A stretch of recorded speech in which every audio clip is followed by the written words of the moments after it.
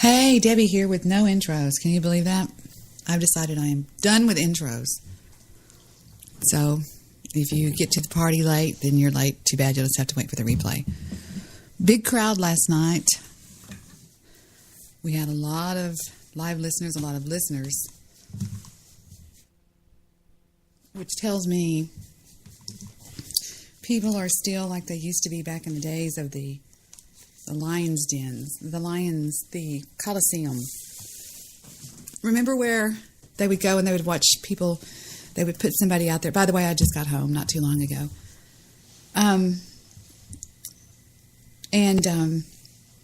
They would have some idiot go in the Lions arena. Or for that matter, when they would have the, whatever they're called, the guys go in and fight in the Coliseum. And there would be people that would love. There's people today alive, born in the world, that want to go watch a bullfight. All right? There's people that want to go watch a dog fight. They want to watch that. They want to. There's people that want to go watch cockfights. There's people that stay on the internet doing nothing more than watching murder videos or something caught on tape that's dramatically horrible. So I guess it's easy to understand how somebody would be curious about that. But you kind of need to ask yourself, why would you be curious about something that fucked up? A lot of people would say to you right now, Debbie was okay, let me just say this. A lot of people would say, Debbie is no better than somebody that's filming somebody getting their ass kicked. Am I right? I'm going to give you all I can give you. Then I'm going to tell you why. You're going to say, Debbie watched Dr. B, this sweet little sweetheart, getting his ass kicked by the big bad wolf Goose. Which I'm not completely convinced that Goose isn't drinking again, because Goose is back to acting pretty radical. I'm not real sure, because Goose supposedly had gotten through with that stuff, and now he's back to it. Am I right? All right. So here you have Debbie allowing Goose to torment, dox, and badger the hell out of the sweetheart Dr. B. Am I right? Okay? So what makes me any different than anybody else that is considered a bad guy for allowing this to go on? There were people, well, there weren't many, but Curtis was in the chat room going, I can't believe you are allowing this. But I don't buy into anything Curtis does. Curtis loves me. He said it last night when we got off the air. He came on Skype and said, I'm sorry, I love you, you're my friend, blah, blah, blah. And first and foremost, second most, I guess, I want to tell you, I have spoke to Dr. B at nauseum, at length, about, let me make sure, I don't want to lie. Last conversation was at 11:27 p.m., so it was about 30 minutes ago I talked to him. He's fine. He's fine. First thing I said is, hey, are you going to off yourself? And he goes, what does that mean? I said, are you going to kill yourself? He goes, no, I'm not going to kill myself. I said, because that's what everybody thinks is going to happen. You're going to kill yourself, and everything's going to be bad. No, first of all, I'm always in control here, and I know what's going on. I know Dr. B on a personal level. I've known Dr. B a long time before he came on the show. Dr. B is a leader among peers, okay? Yes, the brony thing is weird as fuck. I'll give you that much. And I think he's probably going to be second thinking that situation, right? But when I saw Dr. B coming on the show, I had told him, hey, this is a pretty rough place to hang out. You better be sure, because at the time, Joe Seeker, I think, was still on the show, and I thought these guys could be kind of ruthless. You've got your guy Shays, you've got Joe, you've got Goose, you've got other people that'll call in, you've got Aussie Andrew that'll call in, and wear your ass out. Wear your ass out to the ground. And I'm not going to sit and white knight people. I don't do that. If I had white knighted him and protected him, I would have made him look like a yellow-bellied sissy, and I'm not going to do that. I am not going to stand there and do that. Nobody ever white knighted me. I was out there and I was a female. And I say that because, society says, boys don't hit girls, or girls, boys are stronger than girls or whatever. So when I got that shit, I was all alone. Nobody helped me. Nobody. There was nobody helping me. There was a lot of spectators. But see, the situation with me versus the BWC really ended back then. It truly did. It ended. It came, it fought, and it went. But then Pimp Hat, as a rogue member of the BWC, came after me on Spreaker. Nobody else did. If you remember, there was a time when I had Pimp Hat and Goose on the show. But what happened is Dexter entered the picture. And when Dexter entered the picture, when somebody goes behind your back and starts lying to somebody, let me just explain I'm going to explain what happened with me because you'll understand where I'm coming from. In 2012 is when it all started happening, okay? I'd been hanging out with Goose in 2011. He would call the show. We had a blast. And then when this chick came along, Moxie, who was obsessed with me, Moxie was obsessed with me before she entered the BWC. I believe, and so do other people, that Moxie entered the BWC to get to me. I mean, because there's chicks on here that can get so obsessed with another chick, it's nuts. It's worse than a girl getting, God, that scared the shit out of me. Worse than a girl getting obsessed over a guy. Or when a chick gets obsessed over another chick, you've got problems on your hand. My daughter's currently facing that in her life and has been since Jet was born, and that is Sean's wife, the father of Jet. She is obsessed with Heather. But anyway, that's beside the point. And the thing about it is that, so I beat them one way or the other. I wouldn't say I beat them. I just say we came to a mutual agreement when I decided to not show any more fear. I just said, guys, this is bullshit. Fuck off and die. You know, I just took it upon that. But then there were all these little side bullshit things that came off of it. Like the thing with Moxie. God, that woman was fucking obsessed with me. I mean, it was insane. Anytime she was on Blog Talk Radio, she'd be talking like me. And it was funny. And even one night, Vince said, I think we should have a Moxie off. We should have Moxie and then Debbie doing Moxie doing Debbie. Because she would come on and do this. And I can sound just like her. Vince? And she would talk just like me. And she would, but of course it would be very much exaggerated. And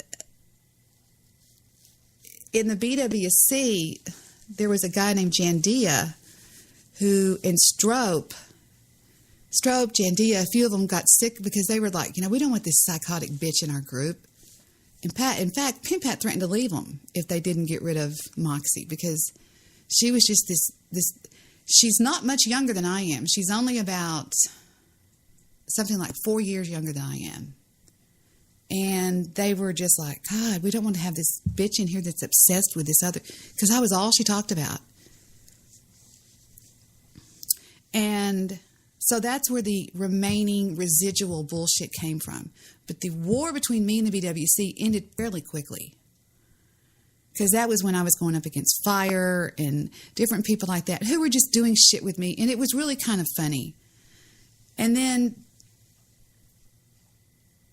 after 2012, no, that was the end of it. That was even when Goose did all his bullshit. It just ended.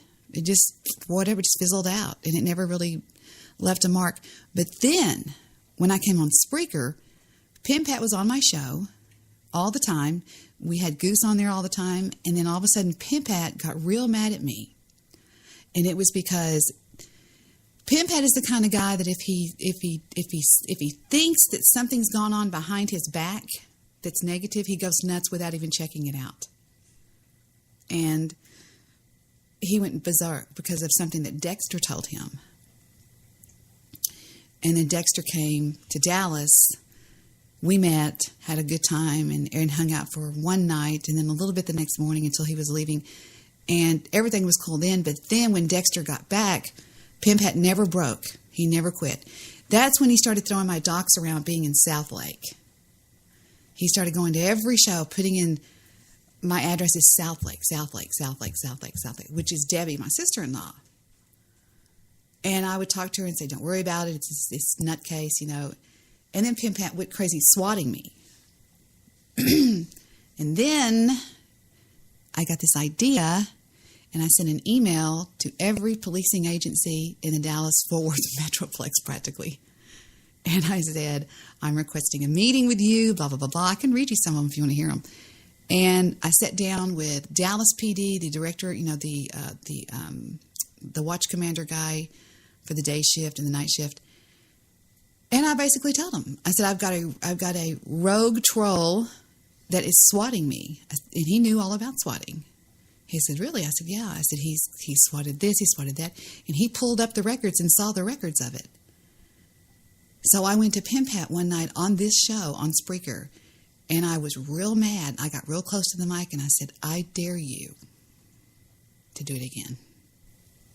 I'm asking you to do it again, because I contacted the South Lake Police Department. I contacted the Dallas Police Department. I spoke to the Mesquite Police Department. I spoke to the Rockwalls Police Department. I spoke to the North Dallas Substation. We spoke to many of these places, including my brother-in-law that's married to Debbie. And we sat down with them. 2 of us did. I did and Robert did. And they assured us that they would be looking for it. And so they're still flagged to this day. Every one of the houses that belong to whatever. And that's really the only thing that somebody can really do to you online, unless they become amazingly obsessed with you or they try to get you killed or whatever, like some crazy people have done. I'm not saying to me, but I know there's people out there that have met people off of like whatever Craigslist or some stuff like that, and they've gotten killed or whatever. I don't know. Jessie Slaughter, that was a big deal, but she didn't die. But you know what I'm trying to say? And I said to him, I said to Dr. Bristle today, I said, what is the worst thing that could happen of your docs being out there? And he answered, swatting. I said, and? So? And he said, well, I'll tell you, Dr. B wouldn't mind if I said this.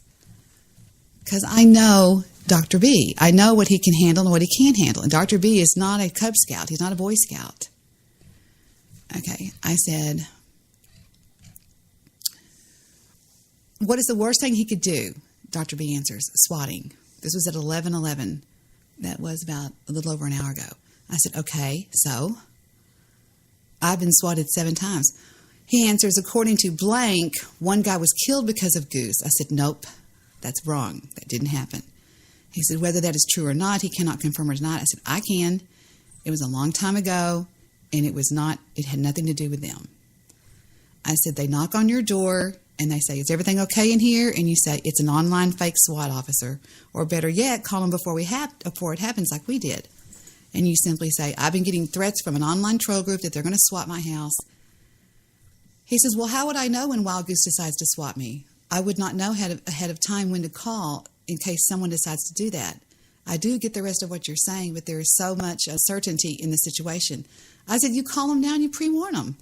If somebody crank calls into the 911 and says, oh, we're over here being held captive at 409 Elm Street. I said, besides that, most trolls don't SWAT anymore since 2014.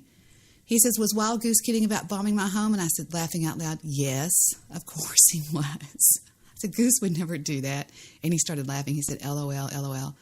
I said, I haven't been swatted in 3 years. And I said, nobody does that bombing. I said, you just have to really show no fear of it, to be honest with you. And so there you go. And we said a lot more than that. But yes, I sat back and let it happen. Because I am not going to sit there and white knight this kid in front of everybody. It would be stupid for me to do that. I would make him look like a sissy. Let me tell you what happened really quick one night with myself and Stephen. Stephen was having a party. It was called a pool jam. Once a year, at the end of the year, Stephen, for about 4 years running, would come to me and say, can we empty the pool? And it would be at the end of school or whatever. And we would drain the pool, and then Victor would coat it with a coat of whatever it's called. And then Stephen would have these enormous parties. And I'm talking, one time me and Heather and Victor we were upstairs trying to count, and we counted about 150 people there. And it was all guys, some girls too, but it was mostly guys that did BMX bike riding. And there was also a group of skateboarders from East Dallas, some rougher kids. One of the skateboarders pulled up and got out of his car He came in the backyard, and I heard kind of a scuffle going on, kind of a little bit loud, because we would stay upstairs out of the way. I wouldn't want to be anywhere down there around it. And I looked out the window, and they couldn't see us. And I looked out the window, and Stephen was over there talking shit to this one guy, Stephen and about 4 of his friends. And Stephen was in the head because Stephen was always the leader. He still is. He was out in front, going, ooh, and I said, he better stop that. Well, sure enough, skateboarder guy left. About an hour later, he showed up with 4 carloads of skateboarders. And they came up and they were wanting to know where Stephen was. At the time, Stephen was kind of hiding in the background a little bit.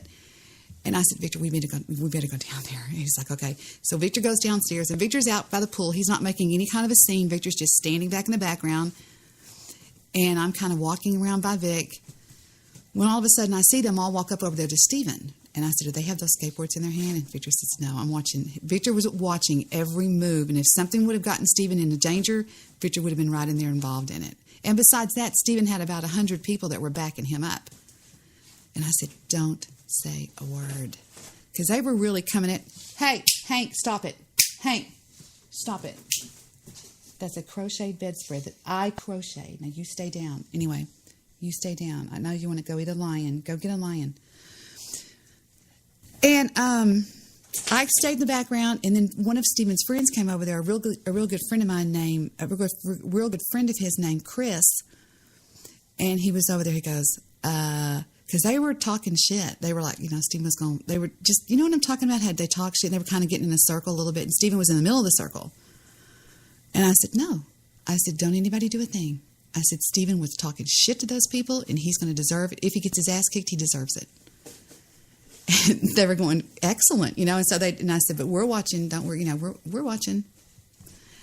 And so sure enough, a fist fight breaks out because Stephen was a trained boxer, and I knew that Stephen could handle himself for one thing, and I knew that Dr. B could, and Dr. B did. Dr. B stood his ground, and he stayed on the call. He never once hung up. He never once ran. And you've got to say that's a big deal. I don't know many of you guys out there listening that claim to be tough nuts out there that would go 12 rounds with Wild Goose, and he did. He went 12 rounds with him, and then at the end of the if you want to make it out to be like a fight, at the end of the fight, I would call it a draw, because hey, Hank, hold on just a second. What are you doing? What is that? Hold on just a second. What have you got? Hold on. No, baby, don't do that. It's okay. He gives me the sweetest look. And so I would actually give him credit for that he went, because I've seen people, I can play you videos of people that Goose would call and say, put your shoe on top of your head. And they would do that on Spreaker. People on Spreaker. And they would just become his bitch and do whatever he said. Now hold on. Give me the things. Give me the paper towels. Come here. Give them to Mommy. Come here. Give them to Mommy. Give me the paper towels. No. You're not going to do that. Give them to me. Nope. Move your lion hand. Move. Give it to me. No, you can't do that. You're making a mess. Well, that's so much for that roll of paper towels. And what was I saying now? I forgot what I was saying. Oh, there were people on Spreaker that Goose and Pimp had decided to clean house and go around and tell these guys, hey, do this and do that. And they would all just back down. I saw people on Blog Talk Radio that did the same thing. People that would cower down and back down to him. But you've got to give it to Dr. B. He didn't do that. He did not. Because, in fact, Darren and I, Dare Bear, I like calling him Dare Bear, we talked to him after the show went off the air. We talked to him for probably a good half an hour after that, making sure that he was okay, because I just didn't know. Because he's young, and with the young kids, you worry that they're going to get all upset and do something stupid. And I don't believe in my heart of hearts, I would have never allowed that. Y'all should have known that I was there the whole time, just like I was with Stephen, because Stephen and I talked about it, and he remembers it to this day, because it wasn't all that long ago. Because Stephen did get his ass kicked. He didn't get kicked and knocked down, but Stephen put up a good fight. But this guy was pretty tough. This guy was a skinhead from East Dallas, and he was getting in a few licks with Stephen, and we were making sure Victor was right there watching every bit of it. And Stephen threw a couple of really tough punches on the kid and knocked the kid crazy. And then finally, some people pulled him apart. And Stephen walked by me with a bloody lip and a black eye and looked at me and gave me this go to hell look. And I'm like, what the fuck? So I went in the house and, the party was kind of breaking up. And I said, what are you mad at me for? And he goes, you saw that group of guys coming in. I said, yeah, and? He goes, why didn't you send somebody out there to stop that? I said, I'm not going to stop anything like that. You started it, Stephen. You were smart-mouthing that kid. You brought that on yourself. And what Stephen will tell you today is that he learned one of the most valuable lessons, because it's tough out there. In the world and on the online world, there's a lot of bad guys out there that will pick on people. And I'm not saying that Goose is, but in a way, maybe Goose is. Maybe he is. But Dr. B is not anywhere gone from my show. I could call him right now. I could prove it and get him on the phone. Let me call Dr. B right now. Watch.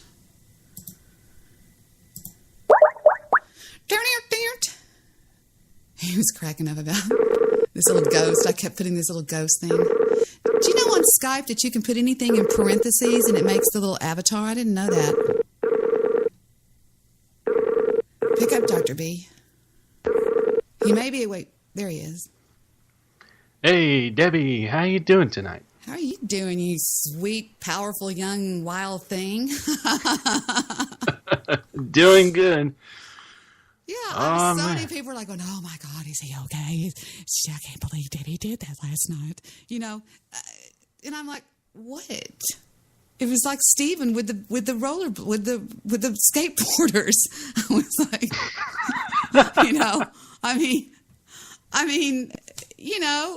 I asked Vic, I said, did you hear Dr. B before Goose called in? I said, because you're cool. I like you, Dr. B. I like you and I trust you. I know I can feel what kind of a person you are. You were raised well. Yeah. Thank you. Any afterthoughts on the fight last night, Tyson? No, you would be Holyfield. You got your ear bit. No, I'm joking. You're Evander Holyfield. No, I'm joking. Any thoughts on the situation that happened last night, Dr. Why do I always say Dr. Benavides? Dr. Bristle? Yeah, I remember that. You're right. It's a tough world out here, even on the internet. Like, if you're going to be on the internet, be prepared for whatever's coming at you. It doesn't matter if you're a good guy or a misguided fool or whatever the case is. Be prepared, because some people may not always like you or like on whatever basis. Sometimes people can pick on you like for lack of reasons, or maybe it's because they have something in their lives that they couldn't manage and somehow managed to, let's just say they put this on you, making you the victims. And I had to release my true feelings. I mean, I can't take it anymore. And of course, a man like me should know when to show my feelings and when to control my. You got mad as fuck. I was going, I love this Dr. B. You were going, shut the fuck up. I was going, yes. It was really different for you. I didn't think I was going to go to that route, but since Wild Goose had been testing me, I'm just like, you know what? It's about time that I just show my true colors. You know what I'm saying? Yeah, you came out swinging. And here's the thing. Nobody knows why it happened. Let me ask you this and be honest. What if I would have stepped in and hung up on Goose and said, stop it, I'm not going to have this? I mean, how would it be different right now today if I would have done that? Because I could have done that. I could have blocked him and got rid of him. I could have got him out of the chat room, off the call, and done. Do you think you're better for it? Well, I would feel good on either path, because I don't always need help from others. But if a situation warrants it, then it's necessary. However, in this particular circumstance, I showed Goose that I'm not the guy to be picked on, And I think what you mean by that, if I may speak for you, if I'm wrong, tell me I'm wrong. I think what you mean by that is you're not some huge, treacherous person that's going to going to demolish him. But what you mean, I think, from talking to you earlier by you're not the person to be messed with, is because you don't give a fuck. I mean, you're not going to be scared. You're not going to be put in the category of fear-based person because of him. Is that what you mean by that? Yeah. Are you sure? Knowing that Wild Goose wouldn't pull any of the stunts that I originally thought he was going to do, even from when I thought I knew about him, the more I know about him, the less I'm scared about him. And I'm not going to let him put me down, nor any troll for that matter. Exactly. And I have this thing that I used to say with my kids when I was homeschooling them. I see this thing called the light bulb moment.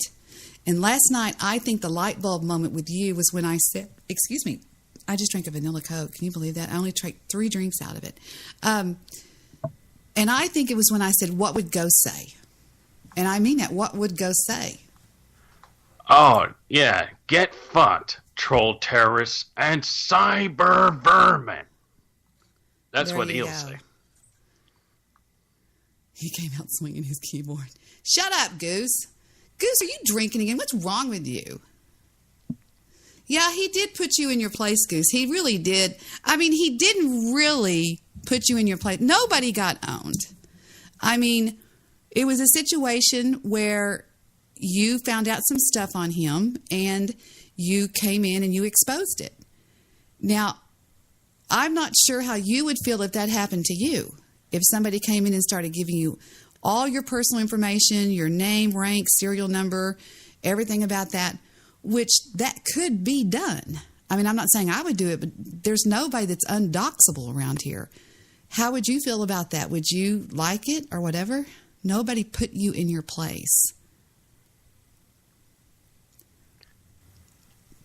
He's not a pervert. You're wrong. You can be wrong, Goose, just like I can be wrong, Erik can be wrong, RD can be wrong.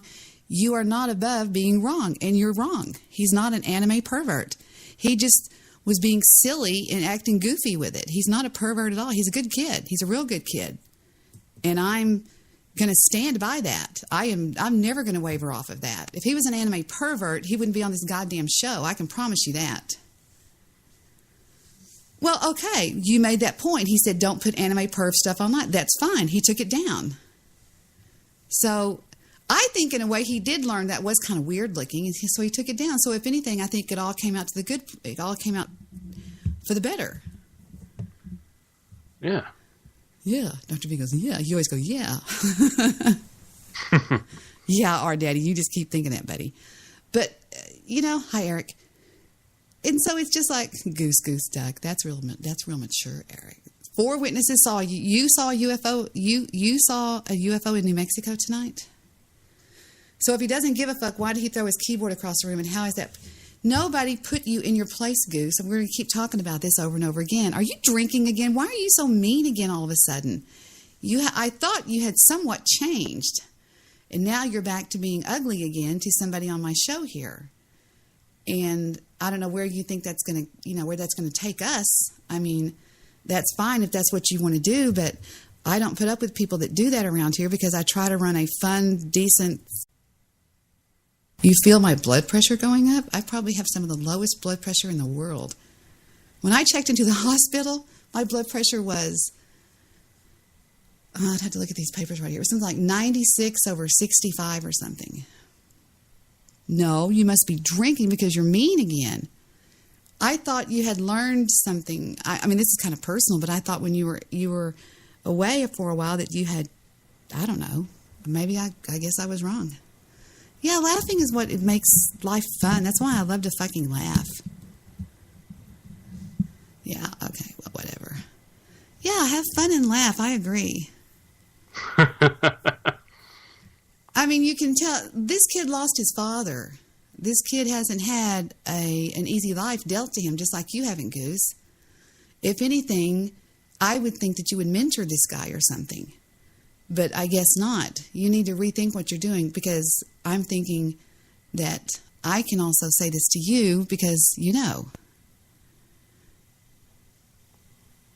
that's called anger.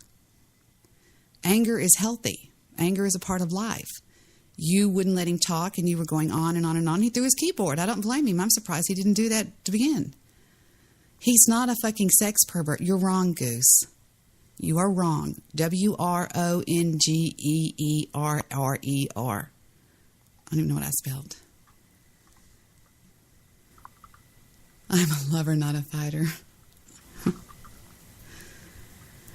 Well, here's the thing. You claim to be a Christian. Do you not, Goose? You claim to be a Christian, correct?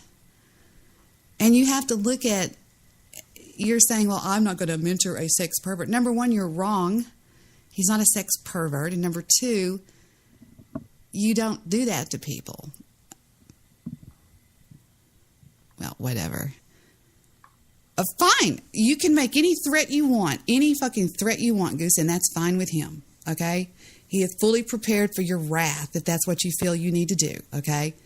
I'm not going to get involved in it. I could care less, and I'm sure he could care less too. Are you watching my chat room by any way, by any means, Dr. B? Yeah, I'm seeing what's going on here. He keeps casting his aspersions on me without me. Well, then call in, Goose, but I'm not going to have you yelling again because I don't feel like going through it again. I'm the one talking. You're brave in a chat room talking back, and you're lucky I'm even reading your chats. Because I'm not going to have this bullshit coming on my show again, Goose. I mean, if that's the way you're going to be, you can beat it. I'm not going to be bullied around and whatever by like you do people on Twitter. Well, he was trying to yell because you wouldn't shut up and let him speak. I'm just being honest with you. I'm not going to have that. I mean, if you're going to come on and start a bunch of shit with people, I don't need that. I've been there, done that, got the fucking t-shirt, okay? Not going to do it anymore. I'm tired of men fighting on this goddamn podcast. Hard Daddy's such an asshole. Darren is such a soft troll. Well, I think, yeah, you kind of did. You should have at least checked with me. This guy's considered to be one of my friends here. I know this kid. Y'all think I only talk to him on the show. No, I know this kid offline. No, you didn't want to debate him. You doxed him. You didn't want to debate him. No, it wasn't. It wasn't a debate. It wasn't a debate. That's kind of a private joke. We've had debates go really wrong around here. Really wrong. Bad wrong. They went to DEFCON 4. Kurt, okay, what happened between Kurt and I? I turned on Kurt like a viper last night on my show. And afterwards, we started going at it again on Skype. I said, well, fuck you, well, fuck you, well, fuck you, well, fuck you. And then all of a sudden, I went over and I started watching this thing that Darren had asked me to watch. And all of a sudden, I hear bring on Skype, and I went, what the fuck? Okay, Goose, one more time, and I'm going to ban you, all right? I don't give a fuck. I mean, I'll ban you.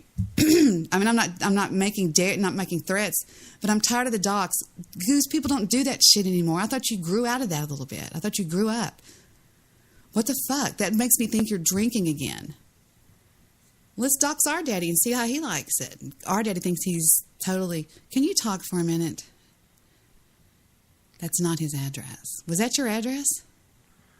Unfortunately, that was... In full disclosure, that was my real address. Yeah. I just think it's bullshit. I understand that, but who you doxed wasn't an innocent guy here on my show that doesn't do anything. You posted a pedophile YouTube video on it. That wasn't a debate. Yeah, and the name of the video, he's not a goddamn pedophile, Goose. You're wrong. You're wrong. No, you were doing it to be mean. It's like you've taken a step back. Goose, you've gone back to your old ways again of being an asshole.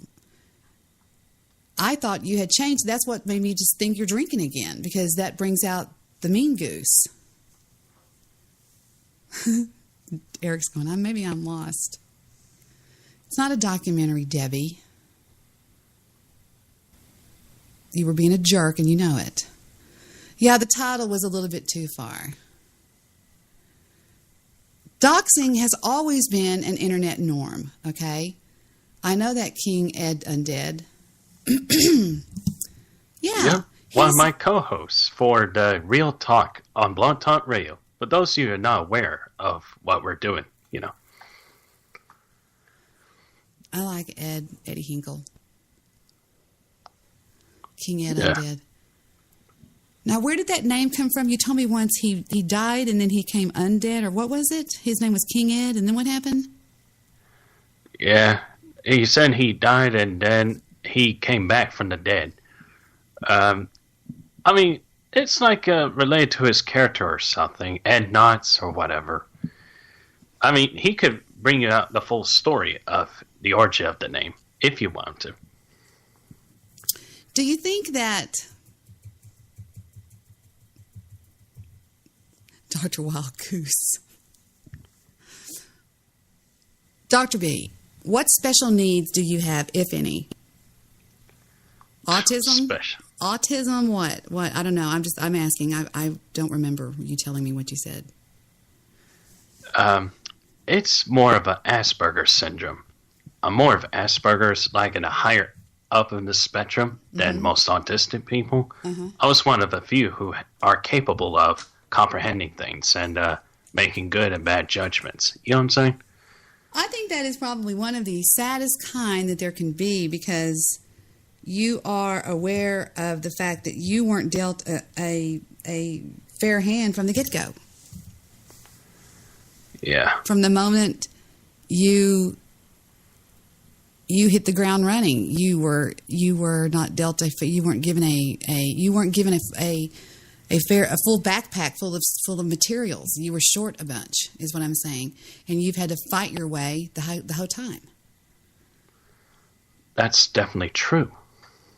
It's harder for you to understand things and harder for you to do things, and for that I completely empathize with you. I think it's sad. I was not like, I mean, although I think I am.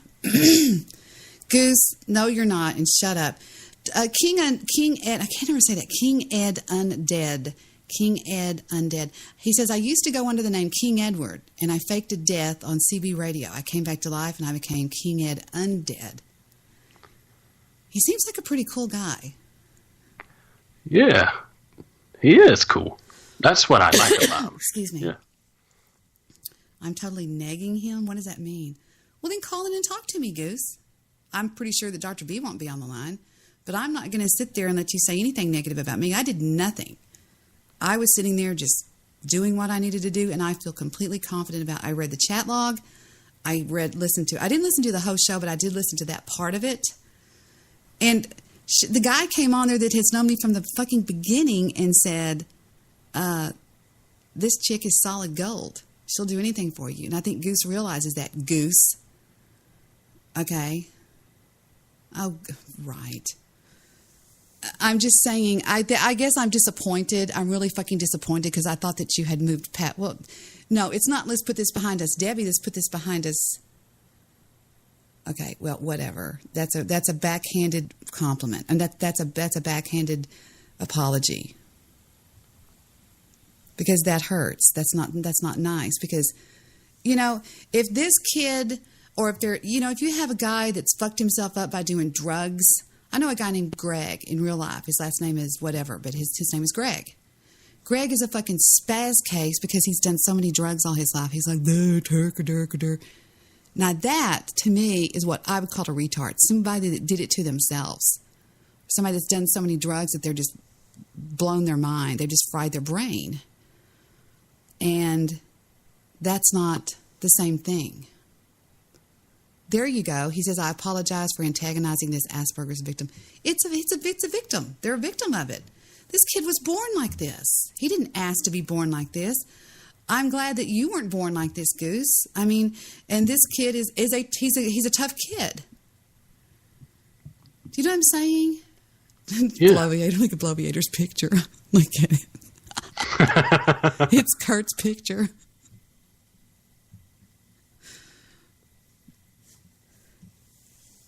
Bloviator's such an asshole. But Kurt was really being horrible. Bill Wagner thinks you're retarded, Goose. He does. Woo! Bill Wagner thinks you're retarded. He says, "Oh, I wish I had some of those drops that you have of Bill Wagner saying that you're retarded." He's not retarded. He's not retarded. He's cute. I've met him before. He's real tall. But he bounces when he walks.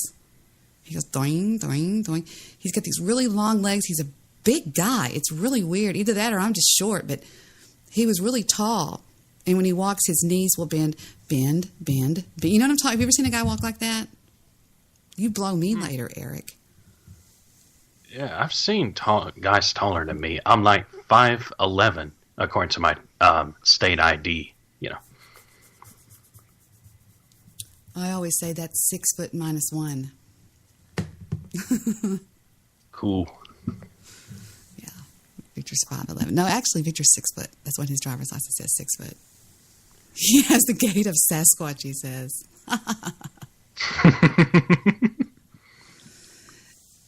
Oh, I wish I could say what I think I saw.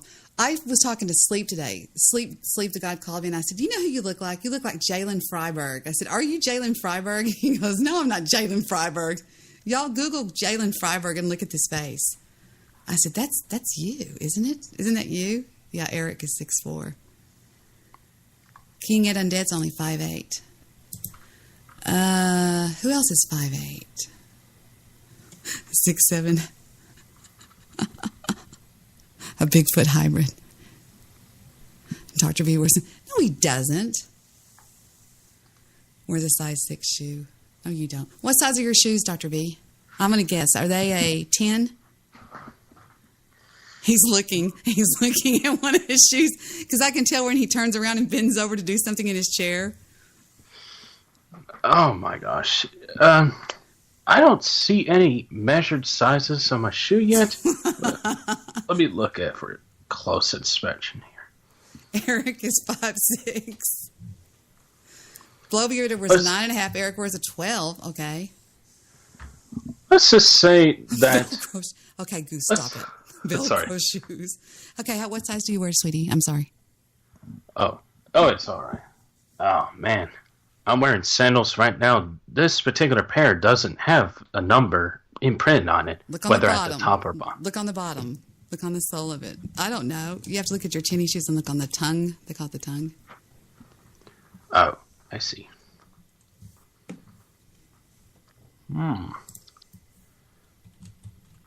Never mind. Let's just say that it's big enough for me to wear it, and it's a Bigfoot, I tell you. It's big enough for me to wear it.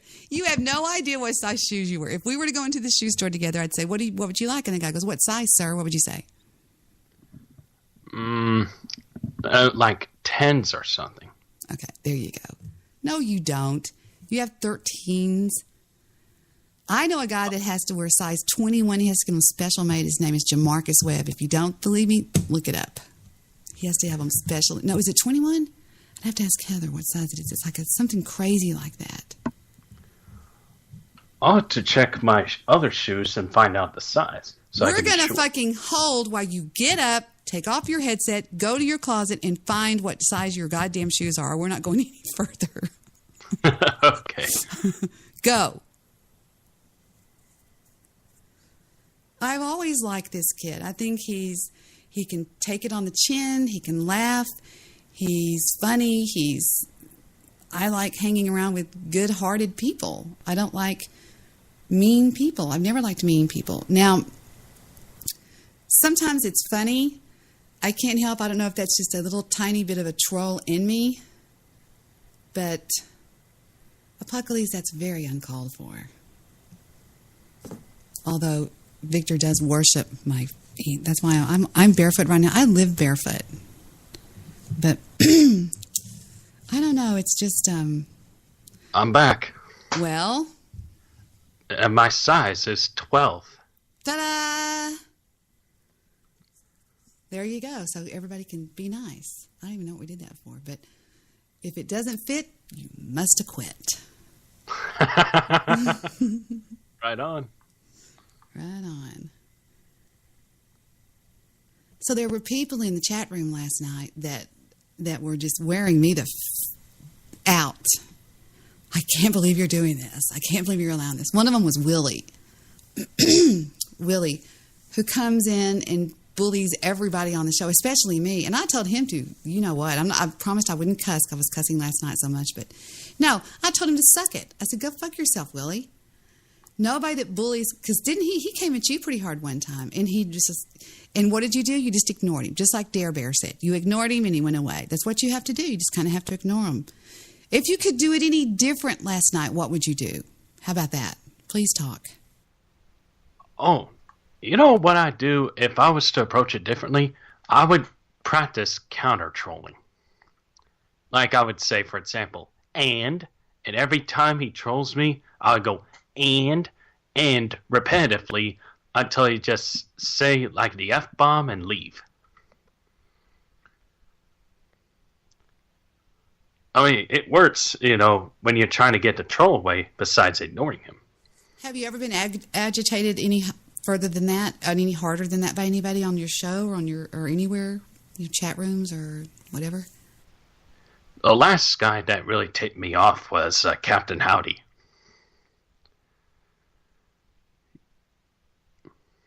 Yeah, that's he's known as staying on mute to get you to talk because I need to go to the kitchen and get some water. So if you didn't mind, please talk for a second, please. Or I could put a song on, whatever. I hate to do that though. No problem then. Okay. I'll explain more about Captain Howdy. Yeah, he's one of those guys who just are regular trolls out there on the internet. And he and I got into this predicament, if you will. He calls himself the Razzle Dazzle on Twitter. And yeah, King Ed Undead was teaching me how to counter troll.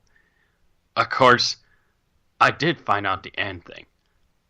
And Captain Howdy was not the type that Goose would be. Sure, he could be a rogue troll, but at least in the end that he's kind enough to admit that I have nothing against him. He's such a cool guy. He's okay with me. And I appreciate that. I appreciate anyone who comes to their senses before they, try to make a big deal out of nothing. And as for that, we're going to bomb your house, the Wild Jehudi and all that. I mean, that's just screwed up, man. In general, it is screwed up. I mean, good Lord. And if anybody was going to do that, I'm sure that most people would take it seriously. Yeah, I wouldn't want to give too much away because it would spoil it, even for King Ed Undead. Yeah. Yeah. That's right. Counter-trolling is what I could have done in an alternate timeline. Well, bombing houses, it's unacceptable from anybody, including trolls, all right? Nobody needs to say that. How many people have bombed a house online? I mean, come on, let's get real for a second. Yeah. Keep talking. I came back to get my cup. I'll be right back. Okay. Let's see. How many people would do that? I'm not sure the exact numbers. But the last one that I saw on a live chat from the last broadcast was with Goose. We're just gonna bomb his home. That's what he said exactly. Yep, there he goes. There he goes. And hold on a second. We got someone calling in on Skype. Never mind.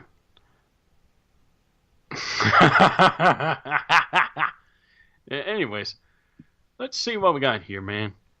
Yes, it is an Arizona flag from Apocalypse's avatar. It's more like photoshopped. Whatever, Bloviator. I have a life. Thank you very much. And if you must know, my father was a mechanical engineer. What's your excuse? Anyways, let's see what we got here, man. Well, What else can I talk about, man? Yeah. Oh, wait a second. I got someone else on the horn. Palmer the Pelican. Oh my gosh, it's such an honor to be here for Gary Johnson. Oh my gosh, man. What is up with that, man? Palmer, you're on the Debbie Daily Show. Oh, it's great to see everybody on the chat room, including Wild Goose. And we could have Peter the Penguin over here. But Debbie Daly thought it was stupid. I agree with her. Well, you come to the right place. Hold on a second. Somebody is calling me from the other line. I don't know who's... I'll be right back. Never mind. It's too late now. Yeah. Yeah. And... Anyways, oh, there we go. I'll be right back. Debbie Daly is talking.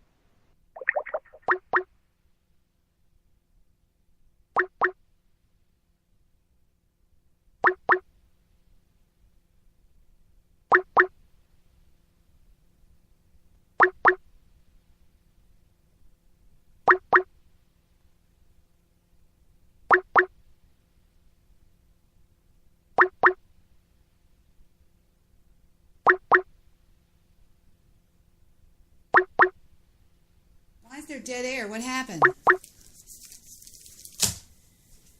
Dr. V, are you still there? Are you kidding? God damn it. Look at Bluey Hater's thing. Hold on, I'm coming, Skype. What happened?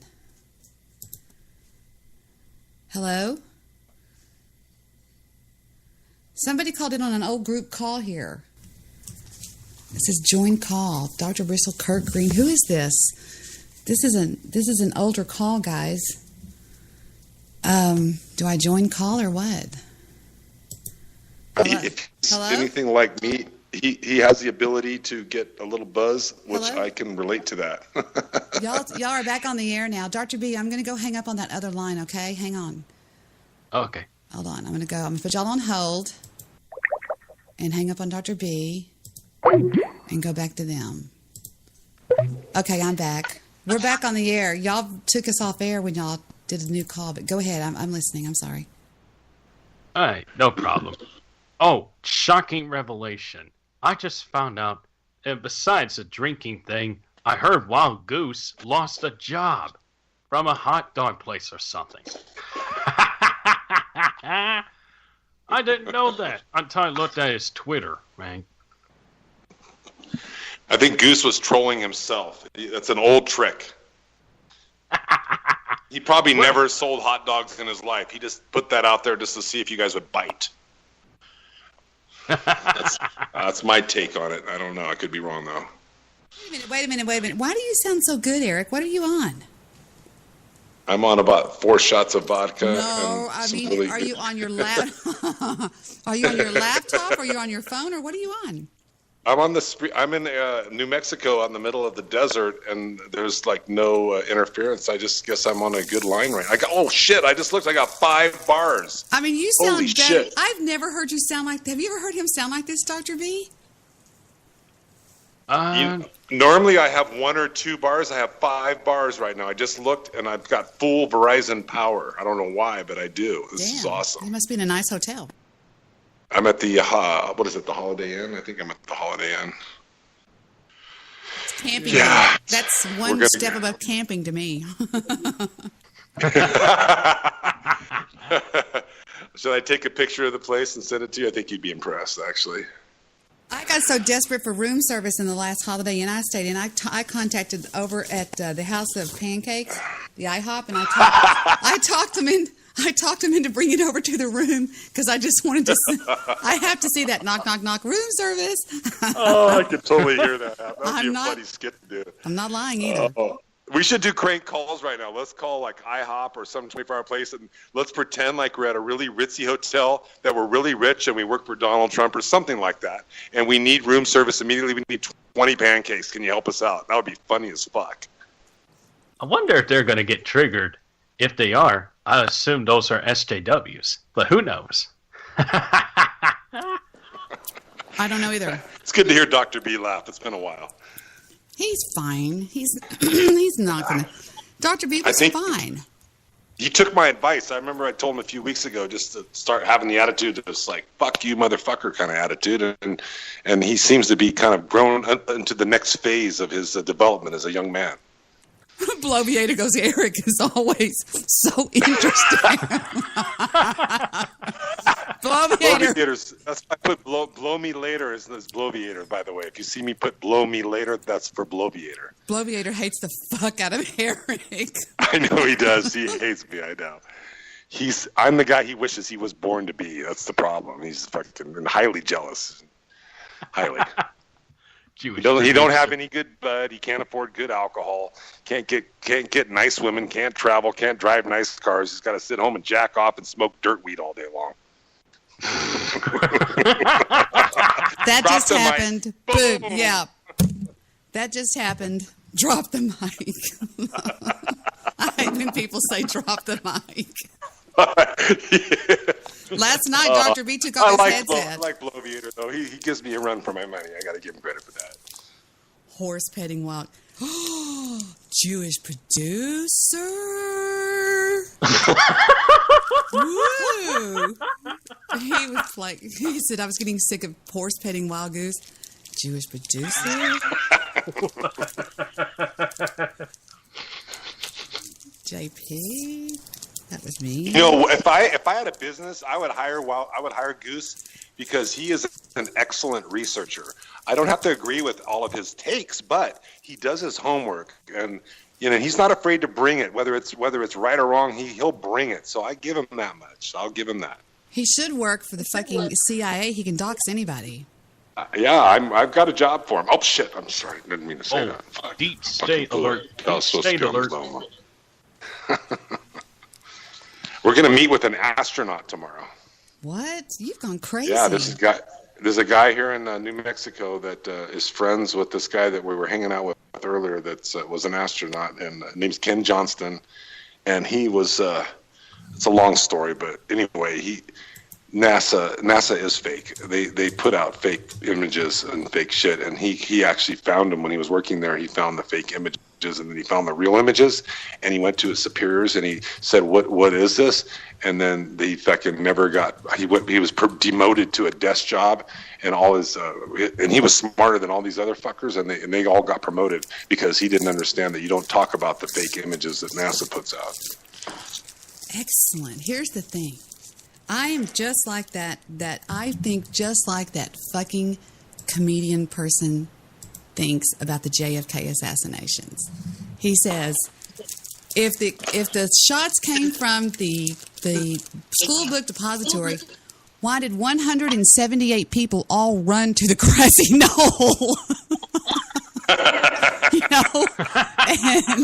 And why did suddenly everybody that had a camera, it was confiscated, never given back? Why did Oswald why did Jack Ruby? I mean, let's say we don't have any idea who did it, but that's called coincidences. And whenever he talked about, I forgot the guy's name. He's really funny though. But he said that there's a museum in Dallas called the Museum of the JFK Museum, and he said, and up there's on the 6th floor there is in the corner a sniper's nest where you used to be able to walk over there, but he goes, now it's got real thick glass around it, and he goes, and it's pretty authentic. He goes, because Oswald's not there. Get it?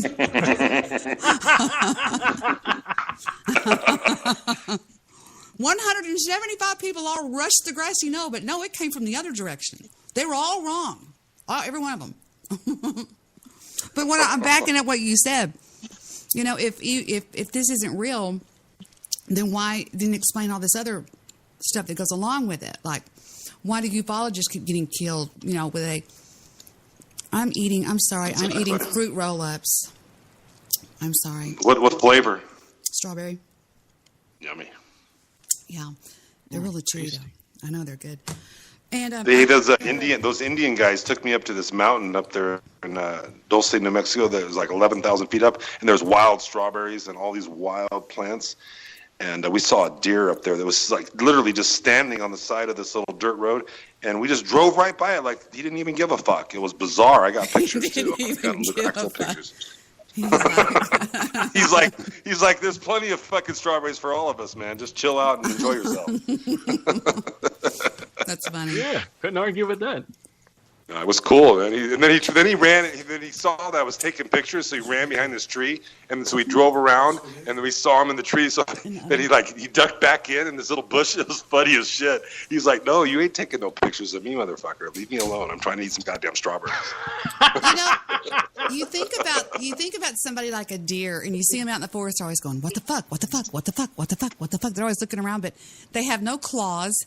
They have no defense mechanism. It's just to run, and half of them you see on this Discovery Channel get, attacked by a lion or something and taken down, and you're like, I have no idea why I just said that. If they ever confronted a human, they would get up on their hind legs and they would stick their little hooves out and they would just smack the shit out of you. That's what they do. They'll just smack. They'll like what's his name? That guy Floyd Merriweather. He just pat, and that would be the end of it. I know, but I love the crap out of that. I do. I love fucking deer. They're beautiful. Cats and deers. They're my two favorite creatures, other than like Debbie Daly type people. Yeah. See, so y'all can all suck it. See, you need to listen. Pay closer attention to me, okay? You assholes out there, especially you. You know who? I don't know who that is, but Gunner, do you want the rest of my spaghetti? Here, Gun. Come here, Gun. Look. Anyway, so I have a video that I want to show y'all that's a ghost video. That's the only ghost video in the world, period, that I have ever witnessed on the internet that I can honestly say, and there's a reason why, that I think it is real. And all the other ones are just bullshit. When you have people saying ghosts walking around a cemetery, who would hang around a cemetery that's dead? Think about that. I wouldn't hang around a fucking cemetery. Wolfman would. Hey, by the way, what's up with Wolfman? Has he done a show like in 3 or 4 weeks? It's like he disappeared. What happened to him?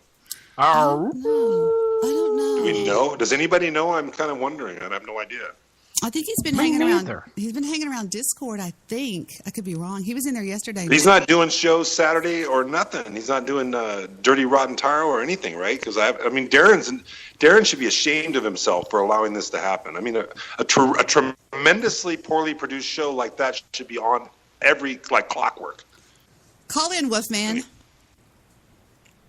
Yeah, if Wolfman's out there, I want to talk to him. I need to know what the fuck's going on with that guy. He's starting to piss me off a little bit. Yeah, so don't piss off anybody that's in the power that this fucker has. Darren knows. I know Darren knows. Darren needs to break it out because Darren's keeping secrets, and I don't appreciate that. Darren needs to break out oh, here it is. Oh, he's at his parents' house. Darren says. Okay. Maybe he pawned all of his studio equipment. Darren says he's ashamed. Darren, you need to just take over the show.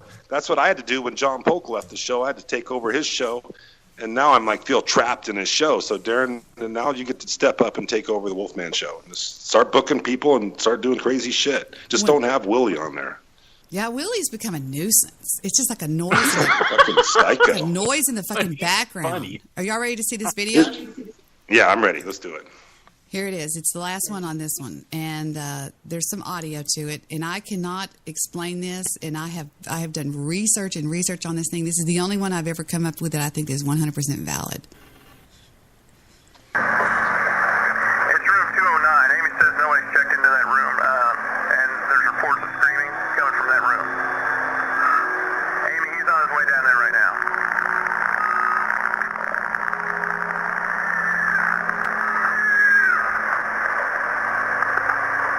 John.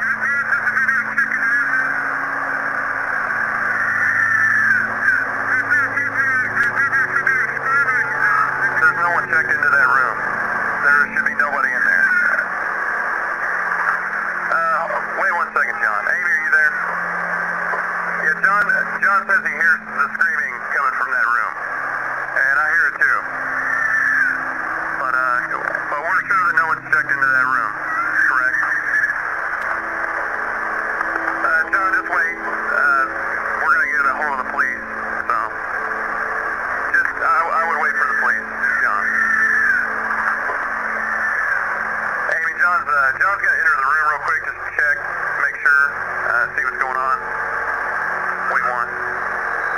Okay, now watch what comes out of the room. And I have looked at this and looked at this and looked at this and looked at this.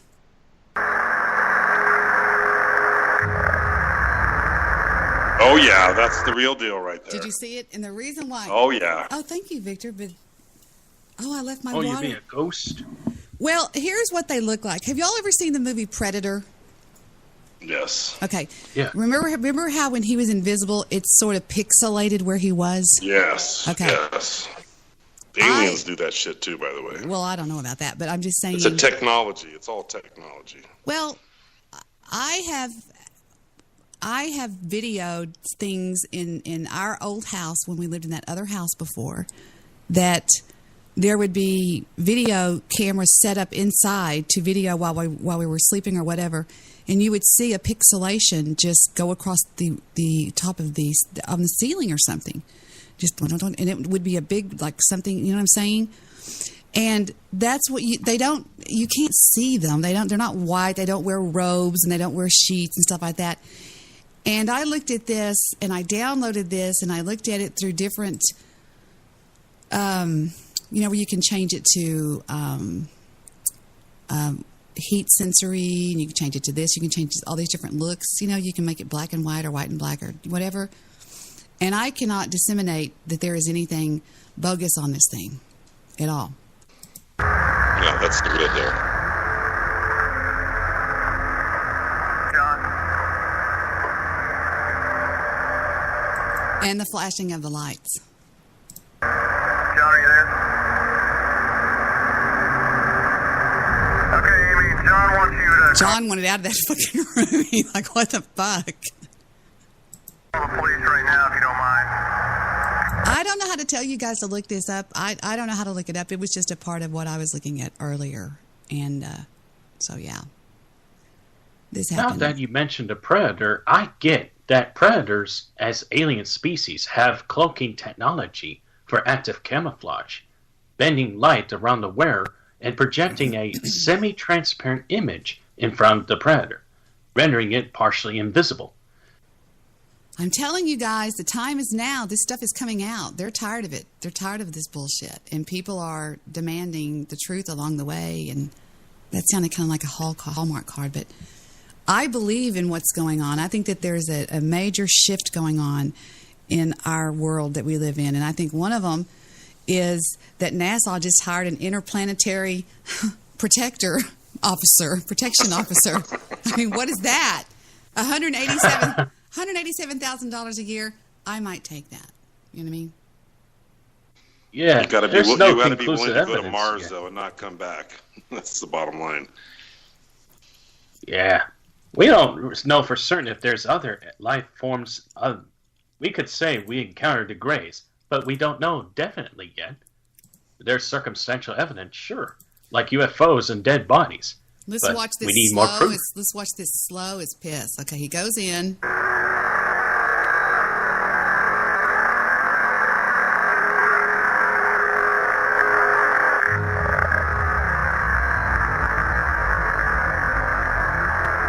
You can barely see it, but you can definitely see something.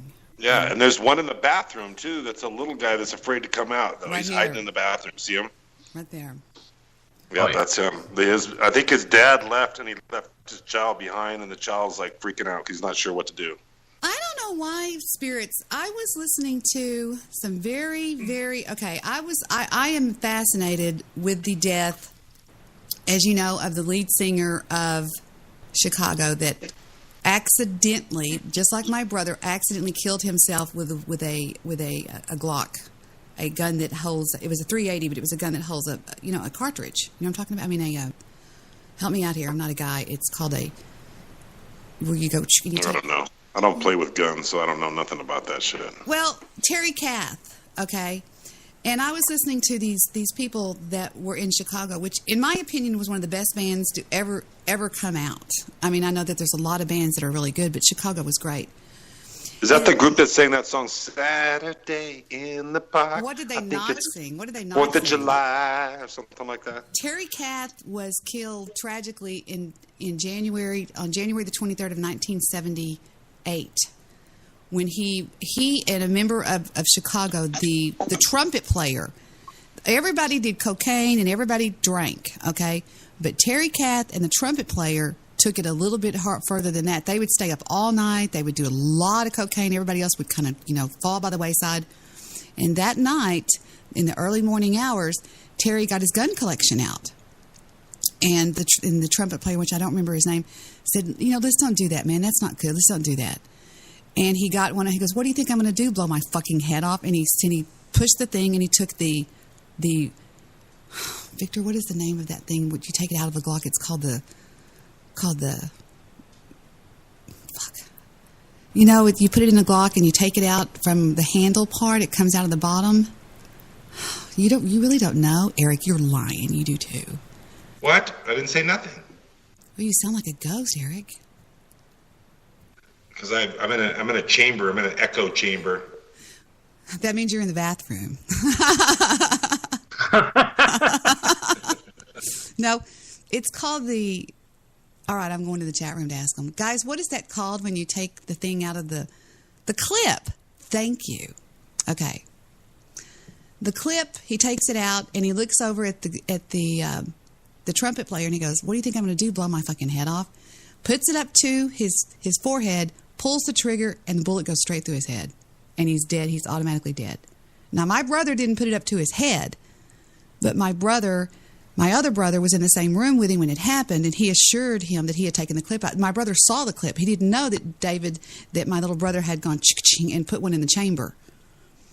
And when he was looking at it, he turned to look at it, and when he turned, his hand squeezed that clip.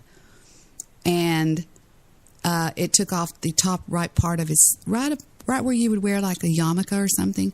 And he was alive. He was awake. And he even told my dad, I think I hurt my head. And in the meantime, he was, bleeding out. But, and there's something about that guy that I'm just really drawn to, because not only that, he looks just like my freaking little brother. And the point I'm trying to make is these guys were interviewed on an up-and-coming thing that Terry Kath's daughter is doing called the Kath Experience, and she interviews them, and they go into deep detail about the death and what happened. And many of them say, look, this is just a temporary suit that we're living in down here. We're a spirit. And we are one of these guys said it perfectly. He said, we are but a being, a spirit. And you know what I mean? And he put it so wonderfully. I'm not trolling you. You troll him. Oh, Tiffany? Oh, let me tell y'all something. That girl is one sandwich shy of a picnic.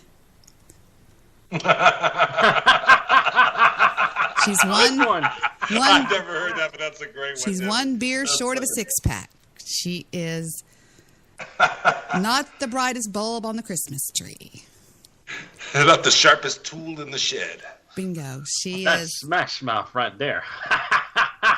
Is she right? Woo! Lamont, look at that guy. I know where you got that. You got that from, what's it called? Funny mugshots.com. Sonny and I were off the air one night looking together on my screen at funnymugshots.com. And if y'all have never seen funny mugshots, it's crazy what some of these people look like. We were laughing so hard Sonny couldn't breathe. But that's not Sonny. I'm just saying I know where that person got that from. I think that's off Mugshot. I know how the Lamont was created. His mama was a black woman, and she inbred with a frickin' a Bigfoot. That's a Bigfoot black bread right there. That looks like Tyrone. That may be Tyrone.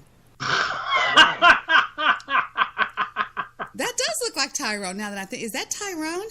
That may be Tyrone trolling my own fucking chat. Well, Tyrone, if that's you, I'm going to put you back in prison. Tyrone, Pookie, and Ray Ray are people I got out on bond not long before the bond office was shut down. And his mama was a Rolling Stone. All right, you know the rules. Darren, you just blew it for everybody. Anytime anybody says that, we have to play the old song that we used to play, which says, "You keep slapping that bills." And it was, Papa was a Rolling Stone. I played this as an intro song. Monday, what is that? Mamas and the Papas. See if I can find it by putting rolling. Nope, not there either. Shut up! All these stupid... Who wants to hear a funny Sunny song? All right? Let's do this. This is called The Date. This is by Lester, who is also Sunny from Mobster Boss Radio. He sent me these not too long ago, and I never played them yet because I just uploaded them not too long ago. For 2 minutes and 55 seconds, here is The Date by Sunny. Oh, this.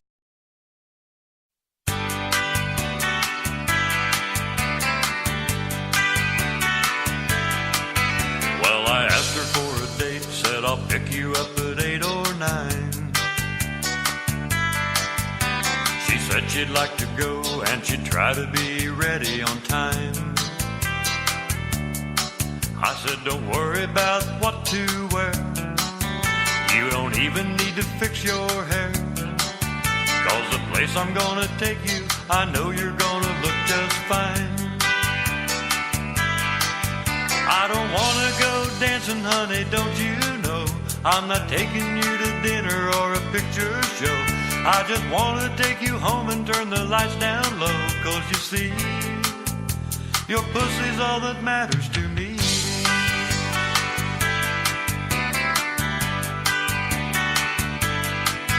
Well, I hope you didn't think I was taking you out on the town.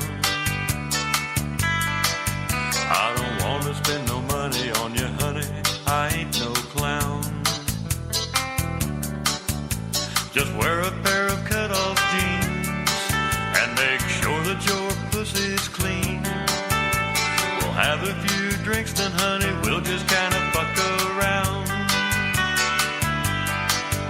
I don't want to go dancing, honey, don't you know? I'm not taking you to dinner or a picture show. I just want to take you home and turn the lights down low. 'Cause you see, your pussy's all that matters to me.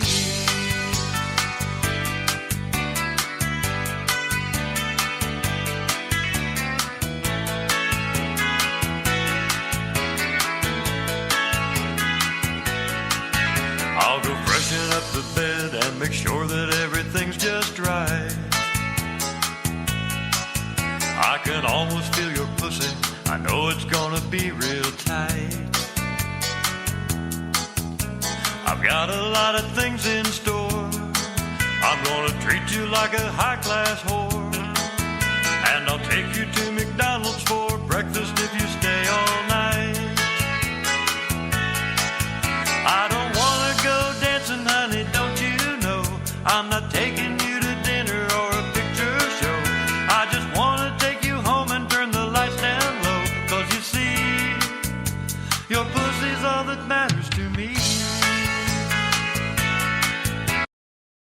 All right, we've had enough of that. It's over. It just fades out after that. I think he was talking about her cat. I think it's a cute song. I like it. What do you think, Dr. B? It sounds a little pornographic, but whatever. You know, Sonny is really... Lester is... He had a double character. Sonny was the good guy. Lester was the bad guy. Lester was horrible. I mean, horrible. Meaning that he was horrible. You could actually pimp him out. He was horrible. Get it? Somebody kidded me one night about saying the word horrible. How do you say Horrible, Dr. B? Horrible. Horrible. How do you say it? Horrible. Some people say horrible. How do you say it, Erik? Horrible. So see, he's horrible. Tiffany's also horrible. I'm sorry. I'm sorry. Oh, that was mean. I'm sorry. I think it's like the 5-second rule. So Erik got that one. That's a good one, Debbie. Very sly on that one. I like that. All right, I'm going to give you a chance to pick out the next one. It's called She's At It Again, Show Her My Affection, or My Girlfriend. Please don't do so. She's at it again, please. Please don't do. I've heard. Now, see, he was trolling Steve and I one night with these, and we were cracking up doing it because they start out so sweet, and then they go so raunchy. But the worst one is number one. Y'all want to hear the worst one? I swore I'd never play these again. This one's. I won't let the whole thing play. Once it gets raunchy, I'll turn it off. This one's pretty raunchy. It's funny though. Here we go with "She's at It Again" by Sunny. by Lester.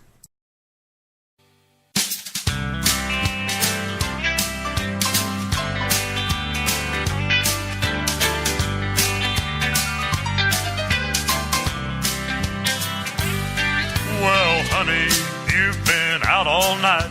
I'm partying with the girls. I'm glad to see you're home all right, 'cause I miss your pretty curls. You've got that naughty look, a twinkle in your eyes. You've been at it again, been eating pussy again. All right. Wow. Y'all think y'all Wheeler can- Walker Jr.'s back. Y'all think y'all can handle the rest of this? I don't know if you were listening, but here we go. It's funny. She's been eating pussy again. See the shit stains on her chin. Little hairs when she grins. She's eating pussy again.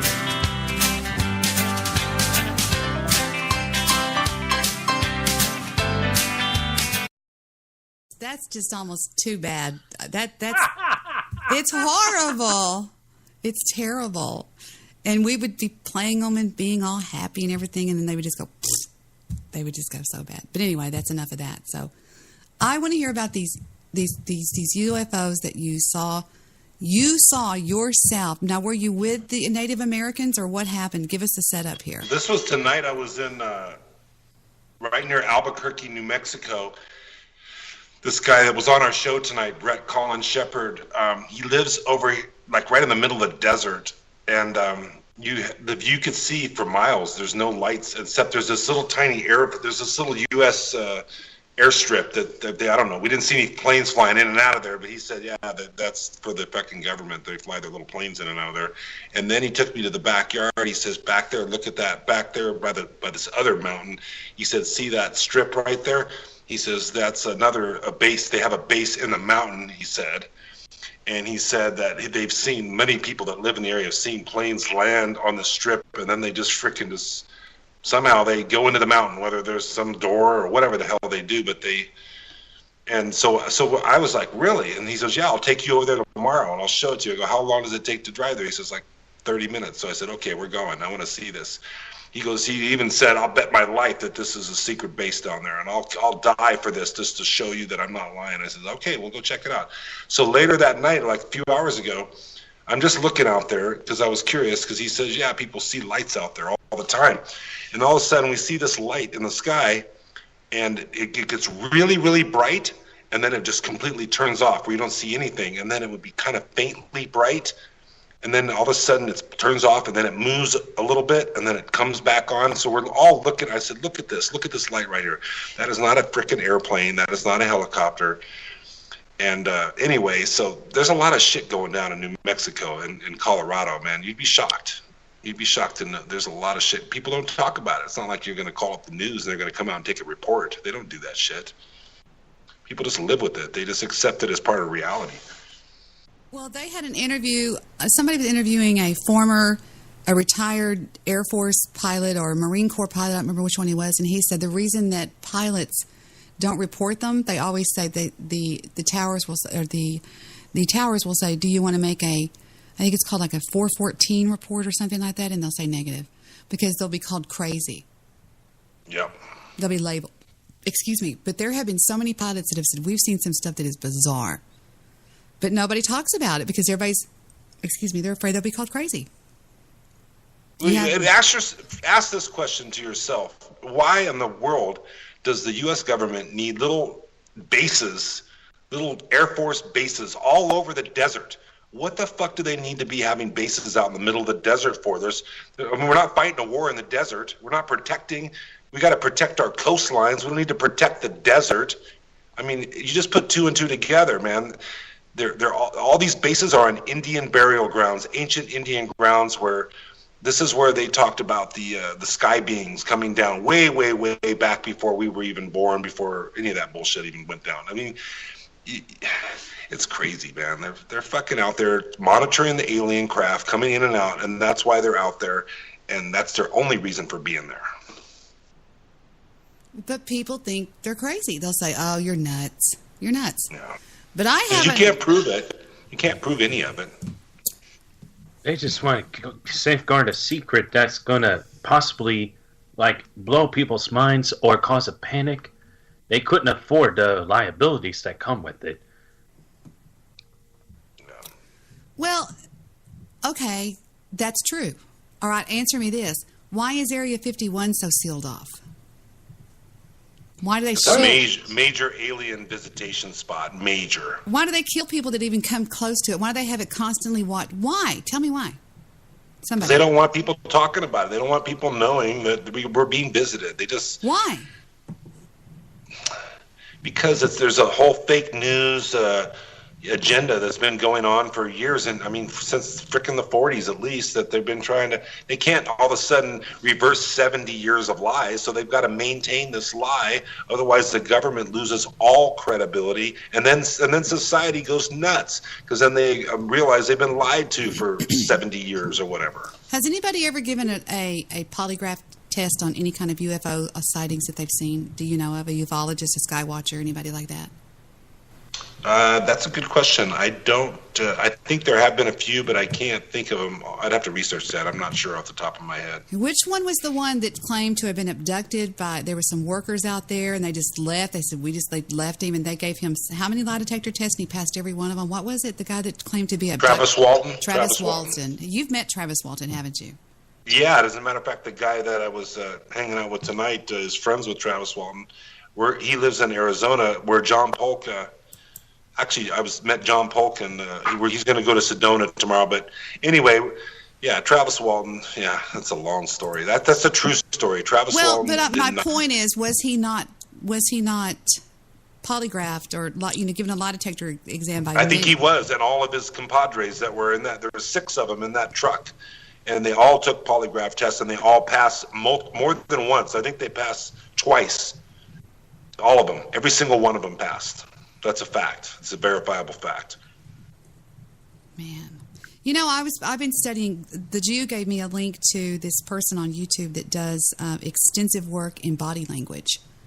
And whenever you're telling a lie, your body will automatically your brain will automatically send a response to a part of your body that will activate, like that you sometimes are not even aware that it's going on. The blinking of the eyes, the shifting of the eyes, there's all these different ones that they do, and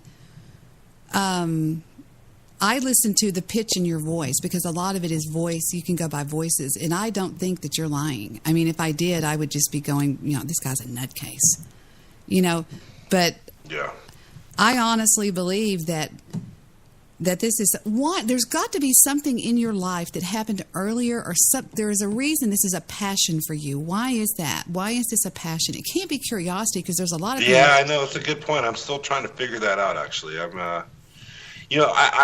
My first answer, and I don't know if this is the best answer, but when I started to realize how we're being lied to, I mean, that's a fact. Our government is completely, maybe not completely, but we are definitely being lied to by a lot. Fake news is a reality. I mean, that's so when I realized that the reality that I was brought up in is not really reality, it's a fake reality, it kind of irritated me and pissed me off a little bit. You better believe it. And so it spurred me to want to learn really what's going on the other side of the fence. And then so once you go over the fence and you start to talk to people and you see things and you experience things and so on, then you realize that this is probably the real reality. So it becomes interesting. The fake news becomes boring. I mean, the fake reality is boring to me. Because you know it's bullshit. You know it's bullshit. Exactly. You still with us, Dr. B? You getting all this down, Yeah. baby? Dr. Fake B news said is BS. Dr. B said one time he'd learned more since coming on my show than he'd learned his entire time in high school and college. Yeah. Well, I've said before that I know that the government is shady, and I'll tell you why in about 2 minutes. Okay, here's how I know it is. Whenever they came after my husband in the year 2011, the one thing that the Dallas County Bail Bond Board, who is connected with the sheriff's office, is scared of is bad press. They hate it. Okay. In 2011, the Dallas Morning News published an article, a huge article on the front page, that the Dallas Bail Bond Board was not maintaining the bond forfeiture rate, and that there were $43 million in outstanding bond forfeitures in Dallas County alone that they hadn't collected from the companies, right? It got okay, at the time of Victor's licensing revocation, and it wasn't a suspension, it was a revocation. They revoked it, okay? There were approximately 29 licensed bondsmen in Dallas County, of which one of them wrote off of cash. Everybody else writes under an insurance company. They either write under Gramercy or IUI or all these different ones. That's what they do is, let's say that Dr. B is a bail bondsman. He writes under IUI. Dr. B, every time somebody walks in your bail bond office and says, "Hi, I'm here to get my buddy out of jail. He's got a $1,000 bond." Dr. B collects $170, of which 70% he puts in an envelope for the insurance company, and he pockets the 30%. All right? Let's say Erik owns a bonding company. He writes under Gramercy. If somebody walks in and says, "I've got a $1,000 ag assault bond, $170, please," he puts it in an envelope, gives 70% of that to Gramercy, and he puts 30% in his pocket. However, he has no problem with bond forfeitures because that goes to the insurance company, the big dogs. Now, in the case of Victor wrote off of cash. He was called self-insured. Okay, Victor put up cash out of his pockets up at the Dallas County Sheriff's Office, and they gave him 10. They gave him times 10 for everything he put up. And at the time of his revocation, he had up at the Sheriff's Office approximately $2.1 million in writing power, but he had about $1.8 million on the streets. Now, here's why they went after Victor. They said they were going to clean house. They even got a bail bond task force. The only one that they took was Victor. And all 29 other bail bond companies, and we've got this on record, and I can show you the transcripts. Every other one of them said at the time of their relicensing, when asked, "Do you have any outstanding judgments or forfeitures?" "No, we don't." And they said, checked them off, and because you have to go every year and get relicensed because they watch you like a hawk. You can't even get a traffic ticket. But when it came to Victor, he had 2 little baby outstanding forfeitures in the county where, guess who, John Wiley Price lived. And they found out about them, and they said, "Do you have any outstanding forfeitures or judgments?" He goes, "No, sir, I don't." They relicensed him, and then 2 weeks later, they shut him down. Why? Because he was the cash bondsman that they could get, and he was the lamb led to the slaughter to show, "Look what we're doing." And John Wiley Price said to him on the record, "I'm going to make an example out of you," and ruined him. Yep, that's exactly what happened. That is shady fucking government right there. That's pieces of shit. And every bondsman that was licensed at the time of that is still licensed. At the time of Victor's revocation, he was making approximately $1,500 a day. They made an example out of him. You hit it right on the nose. But is that fair? Let me ask you this. I'm sure you've researched this because you're a very intelligent woman. Of those other 29, how many were Caucasian? How many were Hispanic? Break that down for me. What was the cultural balance? That's the thing. When I took it to the federal level, because we sued them on a district level and we lost because John Wiley Price is responsible for moving cases around, and he moved our case. We had a great judge. He moved it to his buddy, another black guy. And we knew we were fucked then. So I took it to a federal level. I prepared the case myself, took it to a federal level based on the fact that Victor was... I went ahead and played the race card because I had to do that because at the time... Yeah. And he was the only Mexican, Spanish, Hispanic, there's all these different words you can say, bondsman, and we played it that way. Because there was a guy that came over and said, "We know you're married to a white girl that's got blonde hair," and they didn't like that. And... There's so much more to the case. Like there was an investigator that didn't like him and all this weird stuff that was going down. But that's what I'm telling you. I have witnessed with my 2 eyes shady government on a county level that I know doesn't stop there. Okay? There's shit going on all over the place that is shady, and it goes all the way up to the federal level. So for him to claim... Sadly, that's been happening since the formation of our country in the late 1700s. I mean, that's sad. And I knew that I had a feeling you were going to tell me that he was the only Hispanic, or look it however up. You want to do all the research you want. I had a feeling that was going to be the case. But he was the first bondsman when they built... This is how smart Victor is.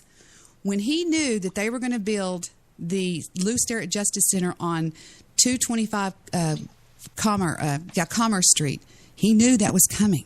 He had former knowledge of it, and so he bought his office, which was the first office that they came to when they walked out of that jail. And every bondsman was like, fuck. Because Victor... How old was Victor when this whole incident went down, where he told that little white lie? What, in his 30s? Was he in his 30s? How old was he? Yeah, in his 30s, I'm betting. Late 30s. It was 5 years ago. Oh, no shit. Yeah. Wow, that's kind of trippy. Yeah, and so the thing about it is that Victor got the bond office across the street from Lou Sterrett Justice Center, and every other place was taken by parking. And they were going, fuck, you know? And he was the ka-ching. Not only that, these fuckers hated him because Victor, I forgot to keep going. So let's say Debbie opens a bond office, but I write off with cash. Let's say they walk in, $1,000 bond. I've got an ag assault friend in jail. That'll be $170. I put it in my pocket. Mm-hmm. I know exactly what happened. You know, you got a white society, especially in Texas. It's a good old boys club. Yep. And Victor was not part of that group, and so they were jealous of him. And the fact that he was probably, here's what I'm guessing. Victor drove a Porsche. Yeah, but here's the other reality: is that these we'll call them bad boys that were needing bail. They probably trusted Victor more because they related to him, because in their mind they thought, well, Victor's not a white guy, so we trust him more. So he was probably getting more of the business, and that was pissing off those white guys. Am I right? Victor was, I told y'all that there was a time about 6 years ago, if I was out and dropped $1,000, it wouldn't be worth my time to turn around and pick it up, period. And you wonder why the IRS is after me and him? Because it was a cash business that was unbelievable. I mean, it was just like they were sitting in line waiting to get out of jail because Victor had been there, and Victor was a good guy. He had such a big heart. He would get people out of jail for nothing. All you had to do was go in there and say, well, I don't have any money, but my dad's in jail. Well, okay, well, go ahead and do the bond. Victor would do the bond, and he would say, you will owe me the money. And he had an outstanding book of accounts receivables that was this thick because he got people out. He fed the winos. Yep, and that pissed off the white guys. Yes. He was stealing business from the white guys. Not literally, but... See, every year John Wiley Price has this thing called the Kwanzaa Fest. He's one of the most ruthless politicians to ever walk into Dallas County. He has this thing called the Kwanzaa Fest, and it's his birthday. It's happy birthday. And all the bondsmen go, they kiss his ring, and they donate $5,000 to his Kwanzaa Society, which, by the way, goes in his pocket. And Victor would never do it. Victor told him to go fuck himself. He wouldn't go to that. So Victor donated money? Is that what you just said? Did not. Did not. Well, he did make one donation that you may not be aware of. What? Bloviator. He financed Bloviator's transsexual. Look at Bloviator on the Spreaker chat. I thought we weren't going to talk about that, Bloviator. Oh, I'm sorry. I just wanted to point out the obvious, because Bloviator's obviously a transsexual, and that's why he has problems with me, because I won't have sex with him, and that's Erik has read every Dale Carnegie book, How to Make Friends and Bore the Shit Out of People. I love it. He is funny, though. I'll give him that. Darren is a little Rooney popper. He goes, I thought you were leaving. I thought you were leaving. He was talking to Bloviator. He thought Bloviator was leaving. I think that's what he meant. No, Bloviator never leaves, okay? No, he was going to leave. He threatened to leave because I started talking about aliens, and it started annoying him. So then you changed the subject, and now he's interested again. So if I keep talking, he probably will leave because he hates my guts, but that's okay. Who wants me to open up the thing on Discord? Does anybody want me to open up the chat on Discord? Yeah, open it up. Let's see. I'll open it up under, our daddy's in there where it says live shows. I hate to go in there if he's listening. Well, he's not listening to anything because he doesn't have the listening. Jailbreak. All right, I'm going to open up the Discord chat if anybody wants to say anything. So we are now open on Discord if anybody wants. And I'm known as Stabby's ex-love slave. That's because Darren is Stabby's love slave, and I'm his. Anyway, never mind. So it is open if you want to come in there and say something crappy to me, or of course Erik. He's in the dunking booth as always. Yeah, I'll take the shit. I don't care. Give it to me. Bring it on. Yeah, there you go. Yeah, bring it on. I'm here to deflect the bullshit Wednesdays. away from Debbie and Dr. B. That's why I call in. So you guys don't deserve it. I deserve it. Bring it, guys. Come on. Somebody talk some shit. Bring it, boy. Bring it. Dennis is cool. Dennis just popped in out of nowhere. He must have fucking run out of Coke, so he's fucking bored now, so he's going to call us. Dennis, give us a call. Dennis, Enlighten us, Dennis. Enlighten us. I guess he's not going to call. Darren should call. Derek could call in. Well, they don't have to call. They just have to go over to live show and we can hear them. R Daddy, would you unmute and say hi to show them what I mean? Hello from Denmark. My name is RD. How do you do? Look at this. Kurt, what are you doing? How did you get on this call? Kurt, How did you get what on are you this all call? doing? Hey, Curtis. We got Kurt back on a trade. We traded him 2 for 1. We got 2 number 1 picks for Kurt. He's back on the team. I've got Kurt to never left.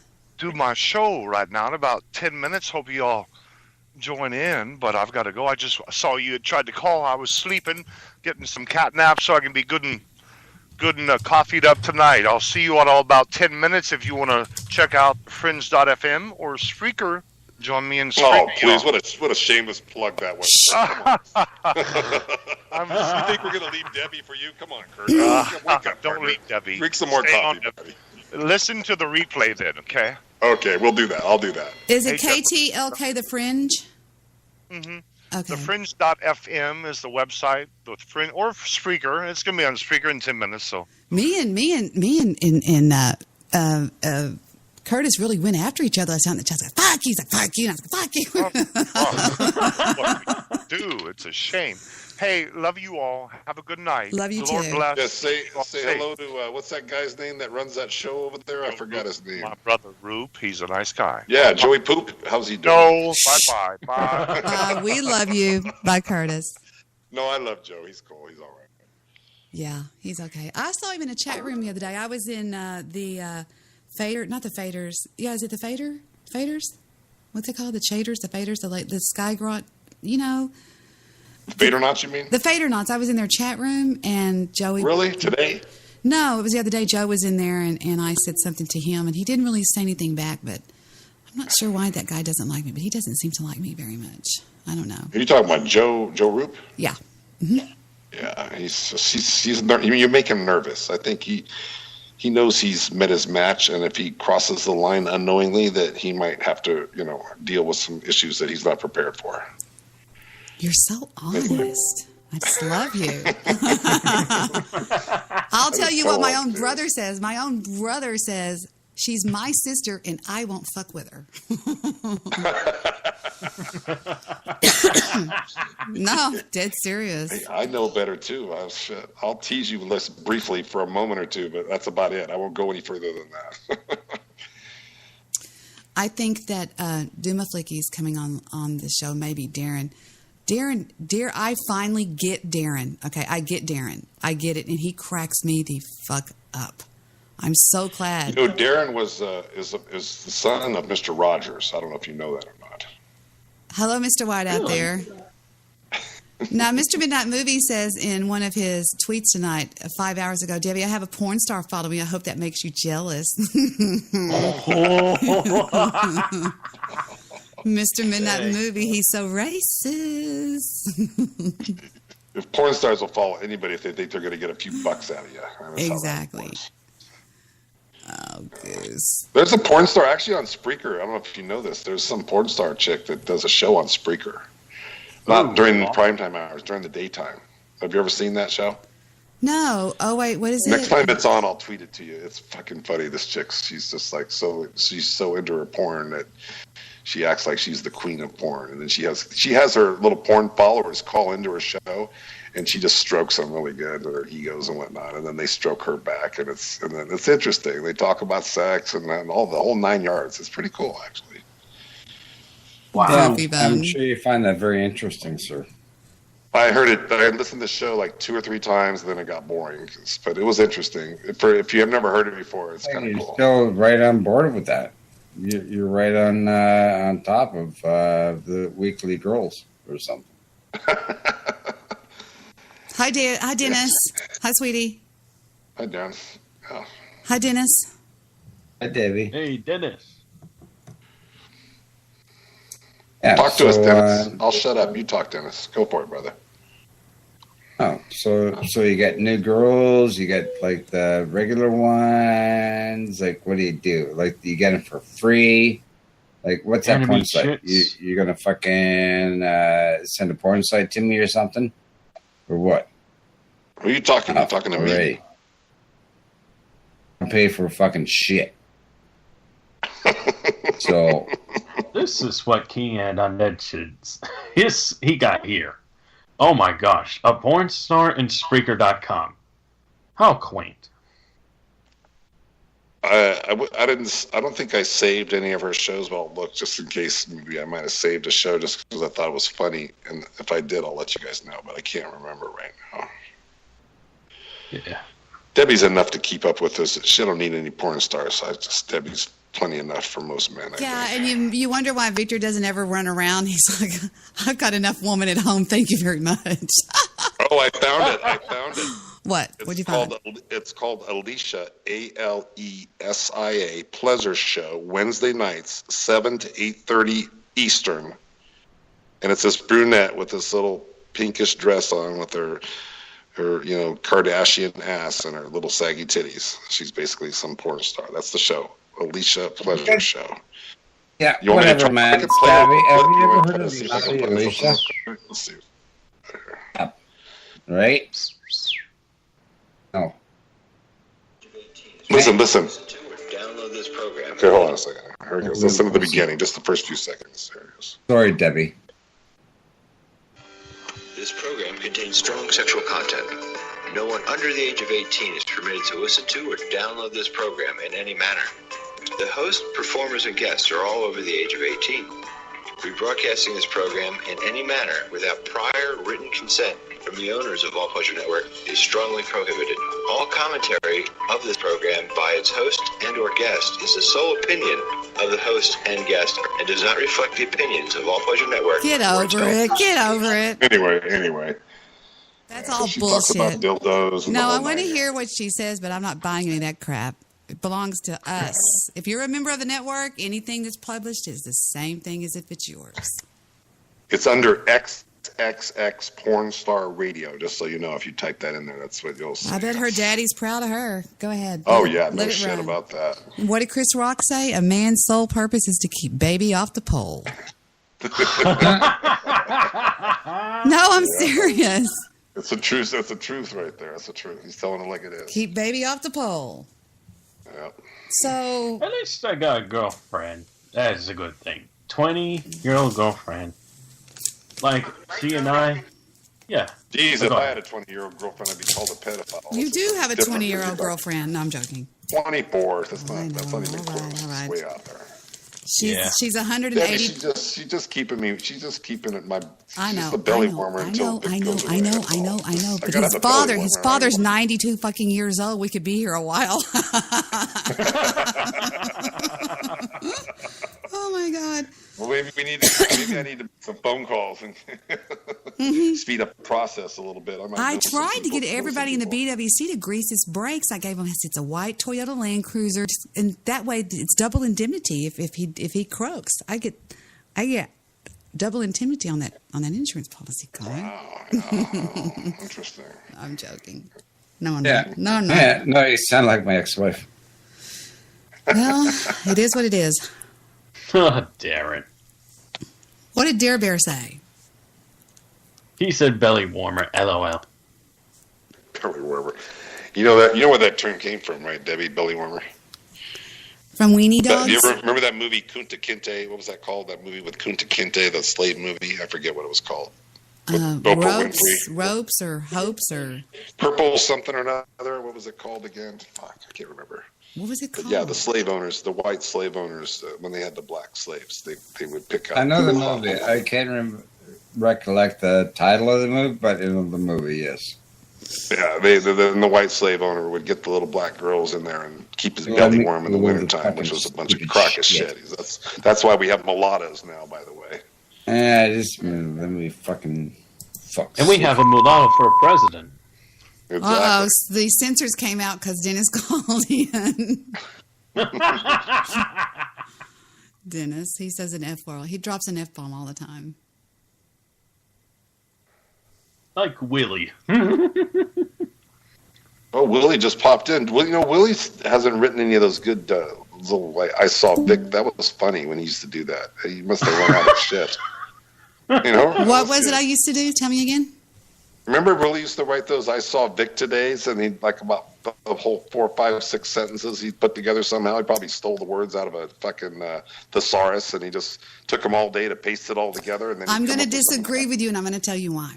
The other day in Discord chat, he asked me. I said, "I'm talking to somebody," and he says, "With whom?" How many people do you know in a chat room on Discord would say, "With whom?" I think that he is brilliant as far as the English language goes, and I stand by that. Yeah, he is. You No, know, I'm serious. You think about it for a second. You think about it. How many? Be honest and think about how many of you would say, "Who are you talking to?" or "With who?" And he said, "With whom?" That's true. That's a good point. And see, this is why my brother says my sister doesn't miss a thing. She hears everything and she sees everything. And I bet you 50 people that saw that wouldn't know what I was talking about. But when I saw that, I thought, aha, that proves to me that he can write. He is intelligent. He's a good writer. I mean, if he actually put that to pen and paper, that's good shit. I can write really, really good too, but I write good legally. Calligraphy? No. Calligraphy. No, calligraphy. He's talking about penmanship. That's I cute. write research papers when I was in college. I write. I'm a legal writer. I can write almost anything legal. Just give me something to read legally, and I'll prove I can just write like a correspondence letter to a judge. Okay, I'll just say, all right, like a motion in limine. Okay. Comes now the defendant, Erik Johnson, by and through his attorney of record, and files this motion in limine and would show the court the following. Part 2 would say. Can I hire you as a paralegal? Do what? What'd you say? Hello? You as a paralegal. Yes. Please? Yes. I've done that all my life. Canadian law? I'm sorry, didn't say it again, sweetie? In law. In law? Family law. Canadian family law. No, I'm in American family law and American criminal law. I can pretty much talk about any part of that. Right, because I need to send in a Form 14, a 13-1, a 14B, and a 7B, and 1A. And consent. Dennis, you're welcome to call anytime, but if you're going to bore us with numbers, then just don't bother. Yeah, you're pretty much fucked, buddy. Was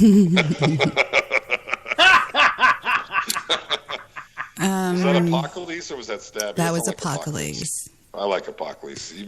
At first I was a little nervous, but I like him now. He's kind of cool. Nervous? Apocalypse is funny as fuck. Always be nervous. He is funny. I didn't realize he had the personality. I wouldn't sleep in the same room with you without underwear and pajamas on. That's one thing I know for sure. Hey, don't be a gay basher. Don't be a gay basher. Love Apocalypse, okay? I didn't say anything about gay. I just said I just keep my underwear. I want to sleep in the same room with him, naked together on top. Ooh, that's sexy. Hugs. Are we going to get any hugs out of the deal? Hey, Darren's back. He wants some love too. Hi, Dare Bear. Could be my belly warmer. Darren sounds like this. I would pay Apocalypse. You could be my belly warmer. He must be driving somewhere. Where you go somewhere every night? What is up with you? He's like a meth head or something. He's like, he's like a meth head. 1 a.m. just driving around cross country. You know me. 1 a.m. just driving. What I do. What I do. I made some memes of those guys over in somebody's chat room. I don't know where they are, but I made some memes of Darren and Jeff that said, "Hello, we are from the internet." And Darren is a very intimidating looking person. He looks like he'll kill you. Yeah. He really does. He's a monster. Darren was a serial killer in a past life, and he's just trying to work through it now. He knows it, but he can't. Now he's a good guy, but he's still way too nice. He's way too nice 100% of the time, and that's not normal. He's going to snap one day, and he's going to probably just blow up Spreaker and everybody in it. That's what's Here's the memes I made for Darren and Jeff the other day. We were going crazy. That's my friend Jeff. Oh, that's not Jeff the Gray. Rats. Okay, Yeah, I'm how trying come I to don't see this? Well, I'm trying to wait for preview to open here. I did one for Curtis. I did one for Darren. I did 2 for Darren. There it is. Here's Darren's. Can you see it, guys, on my screen? Do I have to do Skype to get into this? It says, Jeff, just let me know. Does this hurt when I squeeze? Look at Darren's face. Look how intimidating he looks. Can you imagine trying to date his daughter? You know what I'm saying? There's just, anyway. He's got that look like somebody would say when they say please. Like, please, nigga, please. It's like, just step out of the car, motherfucker. This is the one I made of Curtis. Curtis, that is Curtis. Yeah, that's Curtis. And then here's another one I made of Darren and Jeff. It says, "Hi, we're from the internet." And then what else did I do? I think that was it. Is that all I made, Darren? I think I just made those 3. Yeah, that's it. Who's that guy with his mouth open? It's like, is that Apocalypse trying to get warmed up, or who is that guy? He said it's his friend named Jeff. Oh, okay, got it. I think it's Apocalypse. Good picture, actually. I think it's Apocalypse. It looks photoshopped. I think it is Apocalypse. I think Darren's got his hand back behind him, is grabbing his ass, and that's Apocalypse, like going, "Oh, nice." Herpes. Didn't I do another one of Curtis though? I did. Oh, I did one of this one too. That's the last time I'll get lippy with Heather. That's Philip. Dennis wants to see the pictures. Okay, Dennis, hold on. We're picking you up. Okay, hi, Dennis. Hi. I'll be quiet. No, you don't have to. He always goes. He's like Eeyore. He's like Eeyore. Oh, somebody pulled my tail. All right, I'm gonna re-screen share again. You ready, Dennis, to see them? Yeah, I was wanting to watch the videos. Somebody pulled my tail. The videos. This is the one I did of Philip. It says, "That's the last time I'll get lippy with Heather." This is the one I did of Curtis. It says, "Mammy Thelma said to be nice, so fuck you." I'm joking, Curtis. Love you. And then this is the one I took. This is the one I made of Aaron and of Darren and his friend Jeff. It says, "Jeff, just let me know. Does this hurt when I squeeze?" And then I made the other one of those 2 that are. It's right. This is the other one I made of Darren and his friend Jeff. "Hi, we're from the internet."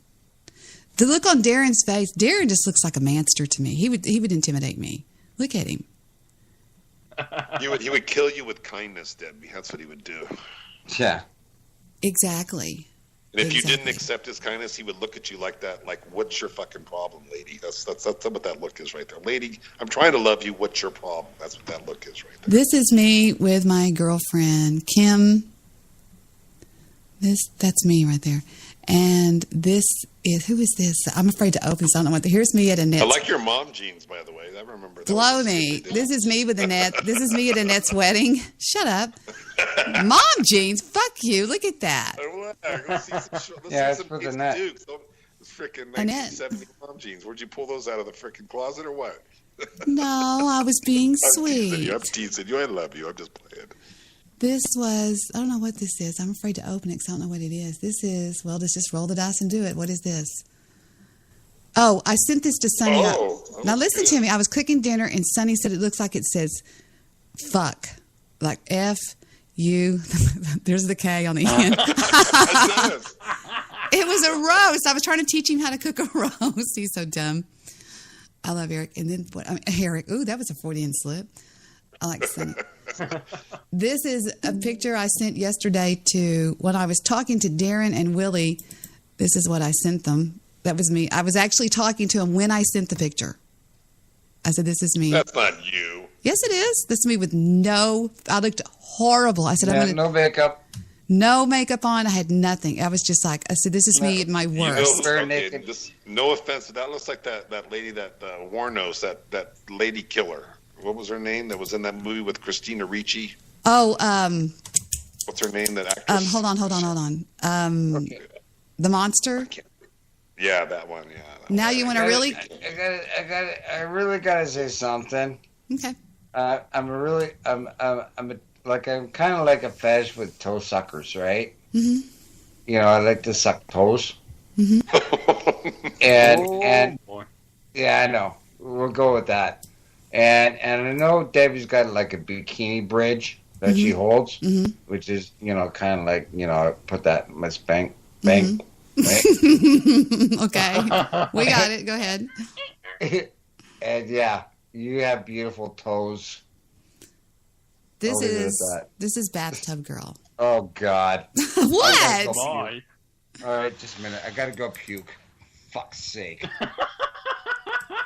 Tub Guy's Girl. Oh, my. Oh, my God. Look at those big old saggy, ugly titties. Look at our dirty bathtub. And yesterday, Darren goes, leave it to Debbie to look at the dirty bathtub. Out of everything in this picture, or maybe it was Debbie that said the only thing Debbie notices is the dirty bathtub.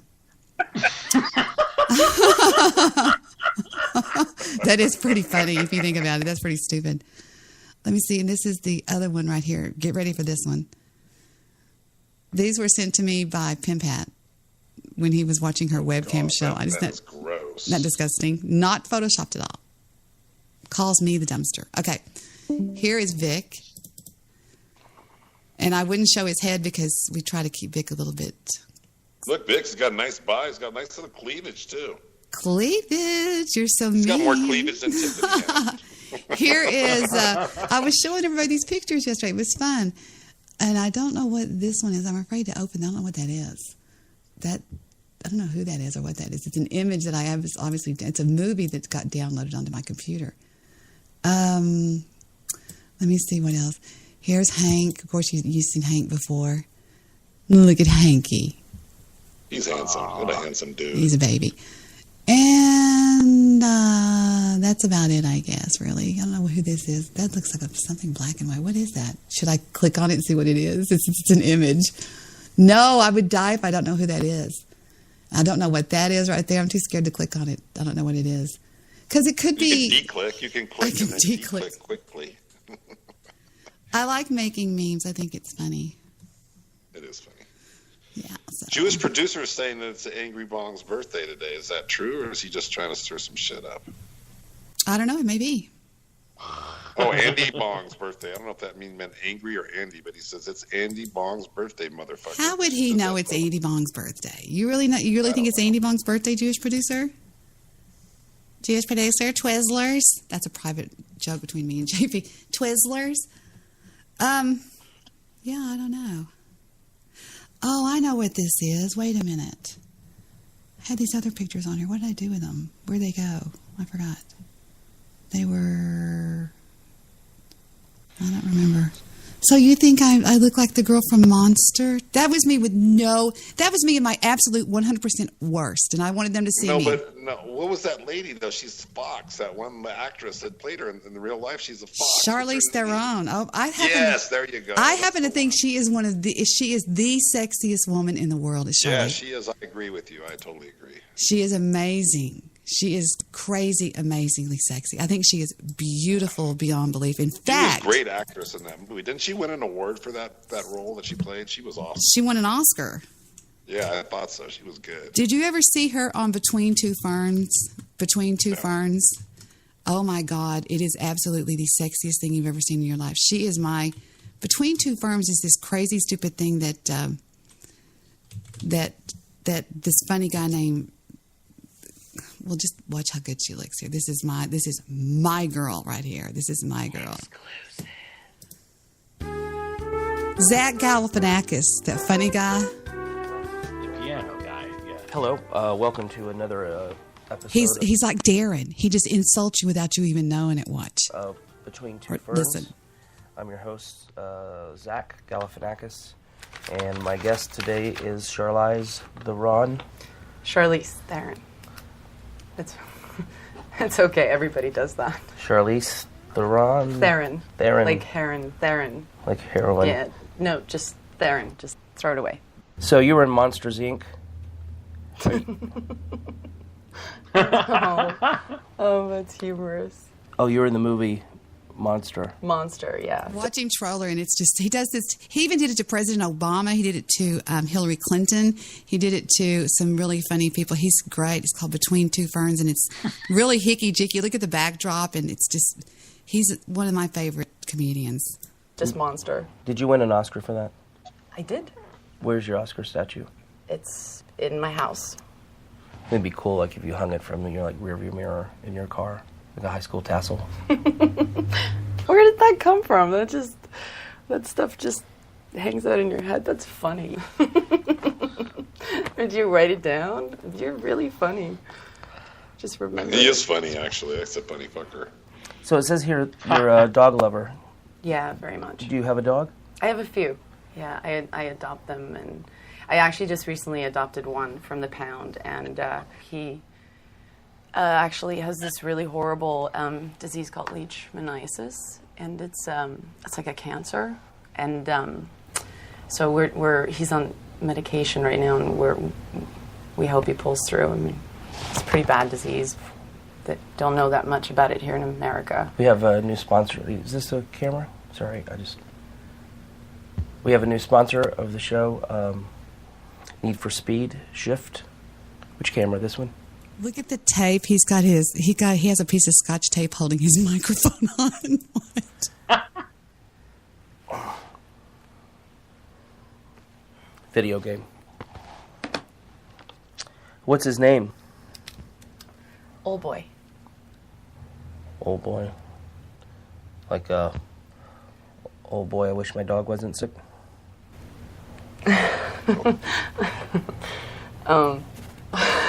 You okay? Is your dog? No, I'm fine. Don't worry about it. You're sweet for asking, though. Oh, that was a good comeback right there. What was your, how often do you go back to South Africa? I go quite a bit, you know. Have you been? Yes. And did you go alone, or did you go with a girlfriend, or alone? I have a girlfriend. That's great. She looks a little bit like you. Really? Oh, wow. That's such a nice compliment. Thank you. And a lot like Dog the Bounty Hunter.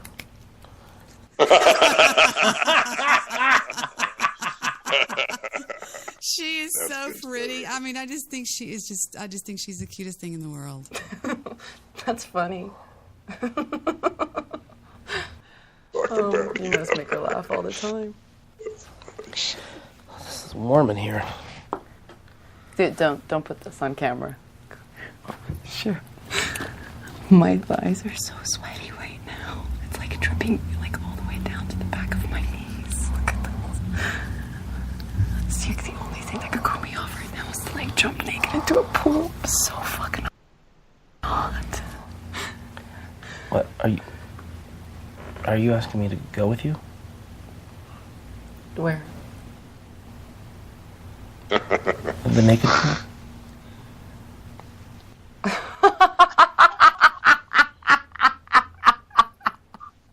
Oh my god! You are hilarious! I wasn't joking. You know how you made it really funny is because the image of me and you, like me naked in a pool with like a fat garden gnome, like. Watch what he says. Here's the last line. What? That's look at his face. Really good. You are really good. You are really good. I hope your dog dies. Ooh. Funny stuff. It's called Between Two Ferns. Between Two Ferns. Good. It's good as hell. And I think the funniest one he did was Justin Bieber. Have y'all ever heard this one? I'll play some of this. Bieber. Exclusive.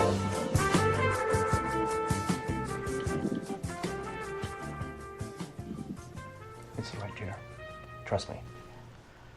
Hi, welcome to another edition of Between Two Ferns. My name is Zach Galifianakis. My guest today is Justin Bieber.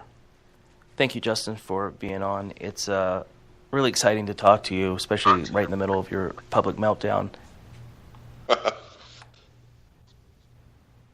Hey, Bieber, he's all stoned. Gonna say anything? Yeah, I just have never interviewed a 7-year-old before, so. Wait till you see how this plays out. What?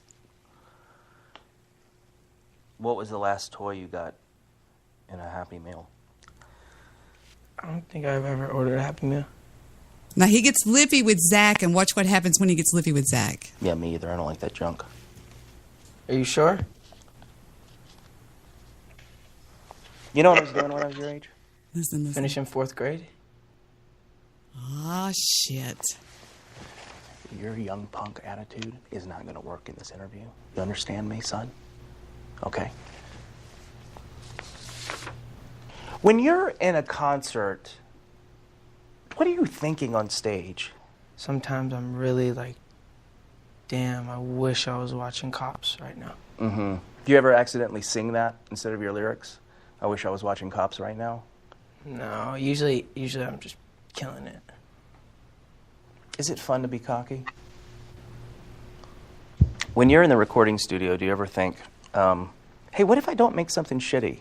Does that pop into your mind in the process?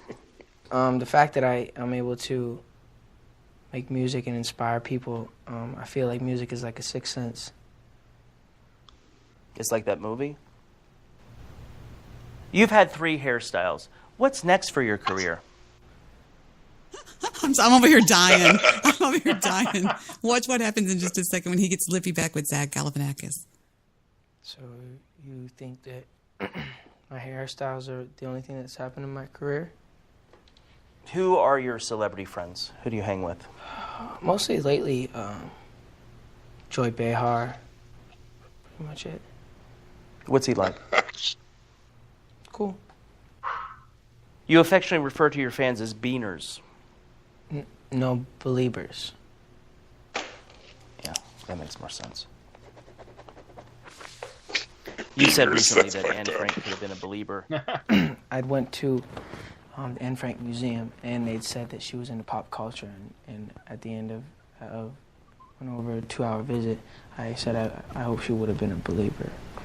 Did you mean that if the Nazis had not taken her and she lived to be in her 80s, she would have liked your music, presumably due to, loss of hearing? Or, because I can see how this could get lost in translation, I think that you were talking about time travel, and that you think that if you could build a machine and go back to visit Anne Frank, she would have been a believer then. Is that true? Because I don't know what to believe. I want to be a time traveler. You got caught on tape peeing into a bucket. Here's the thing. There hasn't been a time in the last 6-7 years that I haven't urinated in a bucket. But I don't film it and put it on internets. You know what? I don't like your attitude, to be quite honest. You're mad. Because, you know what? You're too young to be smoking pot and pee-peeing in buckets and driving up and down the highway fast. I don't think your mom would really mind if a stranger whipped her son. You're spanking me, man. What are you doing? What are you doing? Woo! He just whipped Justin Bieber's ass. He's so funny because he's so droll. Darren could do that. Darren should do that. It's funny. Good stuff. Because Darren has just got this wicked way about him that he can softly troll you and you don't even realize you're getting trolled. Exactly. And if we were going to pick one person for Darren to whip an ass on, who would that be? That would be funny. I'm curious what you would say on that. Dr. B. Because he's like the Whoa, he's really? the Justin Bieber. How old is Justin Bieber, Dr. B? He is cute as fuck, by the way. I never knew he was that cute. How old is Bieber, Dr. B? Do you know? Checking now. Checking now. That was good. It's He's like 23 now, 23-ish. I don't 24 know. maybe. I don't know. Doctor. Got it. He's age 23. He was born on March 1st, 1994 in London, Ontario, Canada. A wiki bear. Now you could say that also in 1994 there was also a great epidemic or some crazy shit like that. That's what they do. They spin off on that. That's what cracks me up about Wiki Bear. He's so horrible. Okay, Debbie, I got a question, serious question for you, seriously. But let's just pretend that you're single, there was no Vic, whatever. And all of a sudden, you're on Twitter one day, and all of a sudden Justin Bieber follows you. And then you say, "Hi, Justin," and then suddenly you're in a private direct message chat, and he basically is coming on to you. Now, would you go out with the guy? Would you have a date with the guy? Would No, you go? no, Would you go no, stay in no, a he's too 3-4 young. star hotel and have? No, Fuck yeah, you would, right? No, I would not. He's too young. He's too young. Oh, please. No, well, it would be hard, but he's too young. He's cute. Look at his face. He would be hard. No, I'm saying the other night, okay, about 3 months ago, I was over at Heather's house and they were playing beer pong. And they said, come on out and play beer pong. I said, oh, I don't know how to do that. Come on out. Well, this one kid named Chris who looks just like Tiger frickin' Woods. You would think this kid is Tiger Woods, but he's not black. I always, when I see him, I always go, hi, Chris. We're glad to see you, because I think he's Korean, or I don't know what he is. He's a hybrid. Yeah, and he cracks up laughing. Well, he comes over and grabs me by the arm and goes, you're going to be on my team. I said, okay. So I'm sitting there playing, and I do pretty good, you know. And at the very end, Victor goes, come on, Debbie, we got to go. I said, I got to go. And he looks at me. He was dead serious. He goes, I can take you home. And I went, oh, my God. and this kid is 28, 29, 30, something like that. And Heather goes, every time she goes, man, Chris sweats you. She goes, how's your mom? I'm going, shut up. Heather, that's sick. You know, and when I'm in a bad mood, I'll say, I look terrible in these jeans. She goes, Mom, half my friends want to go out with you. Are you fucking kidding me? But no, that's too young. 23? That's horrible. All right, whatever. 24. Okay, what about you? 24? 24? Wait till he turns 24. Would you change your mind? Oh, I get it. I get where you're going with this. There you go, girl. There you go. She's too young. You're right. I agree. You know, I'm just testing my boundaries. I mean, come on, man. I mean, come on.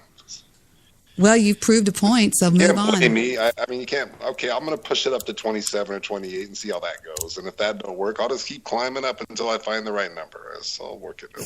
Keep climbing up. Oh, shit. I think my cutoff would be somewhere around Stabby's age. Stabby's 40, 41, something like that. I think that would be, I mean, I don't know what I would do. I don't know. It'd be an interesting life, I'll tell you that. I just had that flashback when Jim Carrey, that one girl, what was that cute little girl, or I think it was Jim Carrey, where he basically said, oh, so does that mean I got a chance or something like that? No, yeah, he goes, not if you were not, he said, what in a million? He goes, so that means that's from Heather's favorite movie, which is Dumb and Dumber. Yes. So that means I've got a chance. What's her name? Lauren? Lauren, she was married to Jim Carrey. Remember? Yeah, she was a cutie. I met her. Fire Marshal Bill has a cute wife. Yeah, good cover. I think Fire Marshal Bill is freaking hysterical when he talks about the riots that just happened. He actually did it in '92, right after the LA riots, and he goes, let's just say that you're walking down the street and all of a sudden you see over there and Tyrone and Ray are carrying stuff out there. What do? And he's always, you know how he talks with his lips that are burnt off in the fire? I'm sorry. Well, that was funny. Let me tell you something. Who said that? Wait, who said that? Who said that? Who said who? Let me tell you something. Who said that? Was Dr. that? B did that. Do it again, Dr. B. That was good. Boy, that's an accident waiting to happen. Let me tell you something. That's what he does. That would be a good drop right there. That would be funny. Oh my God. Let me tell you something. And here he is. So you're telling me there's a chance, everybody. Mary?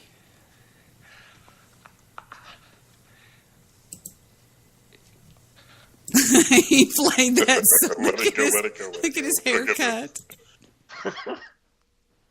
I desperately want to make love to a schoolboy. Oh. Maybe I should be going. No. No, that's not what I meant.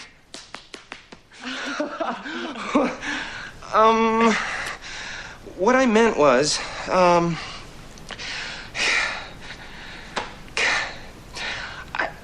I like you, Mary. A lot. A lot. She's a doll. I like you a lot. Who said that? Somebody knew that. Heather knows every word to this movie. She quotes it all the time. It's her favorite movie. When they come in those outfits and they kill that bird and they accidentally kill the bird. And when they're driving on the mini bike and he goes, I gotta pee. Never mind. I'm sorry. I missed that part. I must have been out smoking a joint at that time. Straight out, flat out, and I want you to give me an honest answer. What do you think the chances are of a guy like you and a girl like me ending up together? Well, Lloyd, that's difficult to say, and we really don't... Hit me with it. Just give it to me straight. I came a long way just to see you married. Just least you can do is level with me. What are my chances? Not good.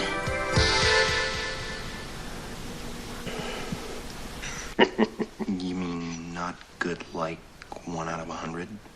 I'd say more like 1 out of 1,000,000. Wait for it. Woo. Wait for it. So you're telling me there's a chance? Yeah. Oh my God, that's totally stabby right there. It's I mean, I just can feel that's the stabby vibe right there with Debbie. I don't. And they spent all the money in the briefcase. They were trying to find Mrs. Samsonite, or remember?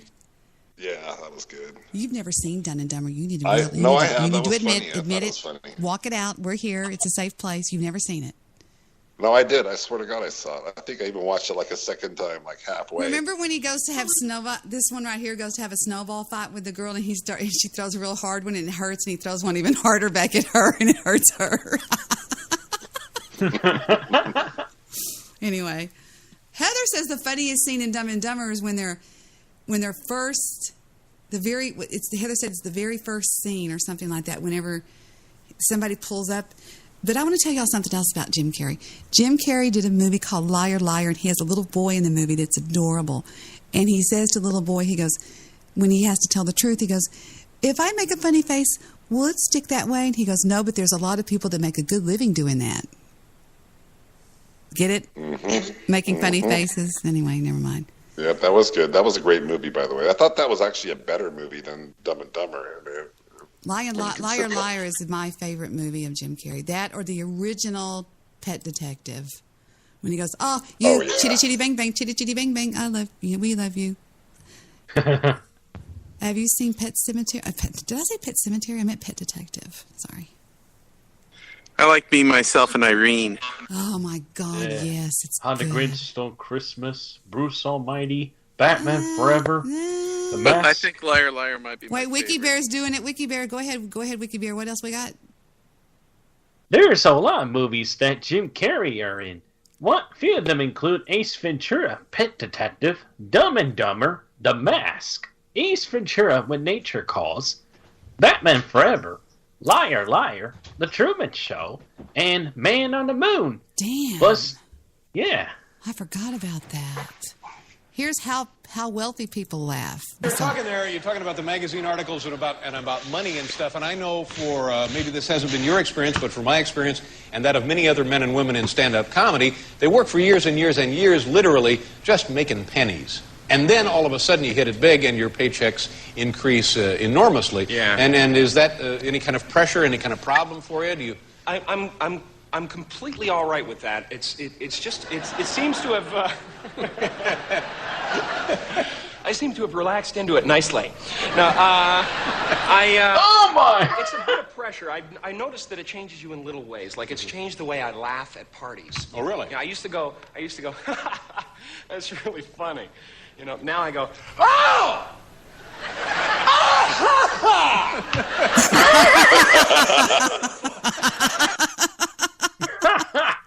My dad used to say outstanding whenever he was with a bunch of people. So funny. That's funny stuff. So that's funny that Darren and I a lot of times think the same thoughts. Isn't that weird? Jesus, Darren is just like dominating your whole consciousness. No, Darren. It's telepathic communication. Darren. More like understanding each other. Darren, am I lying? Think about it. Last night. Oh, Dr. B, you all know about that, do you? Last night. Well, I'm sorry. I'm stepping over people. I'm going to go on mute. But remind me to tell them about what happened last night, Darren.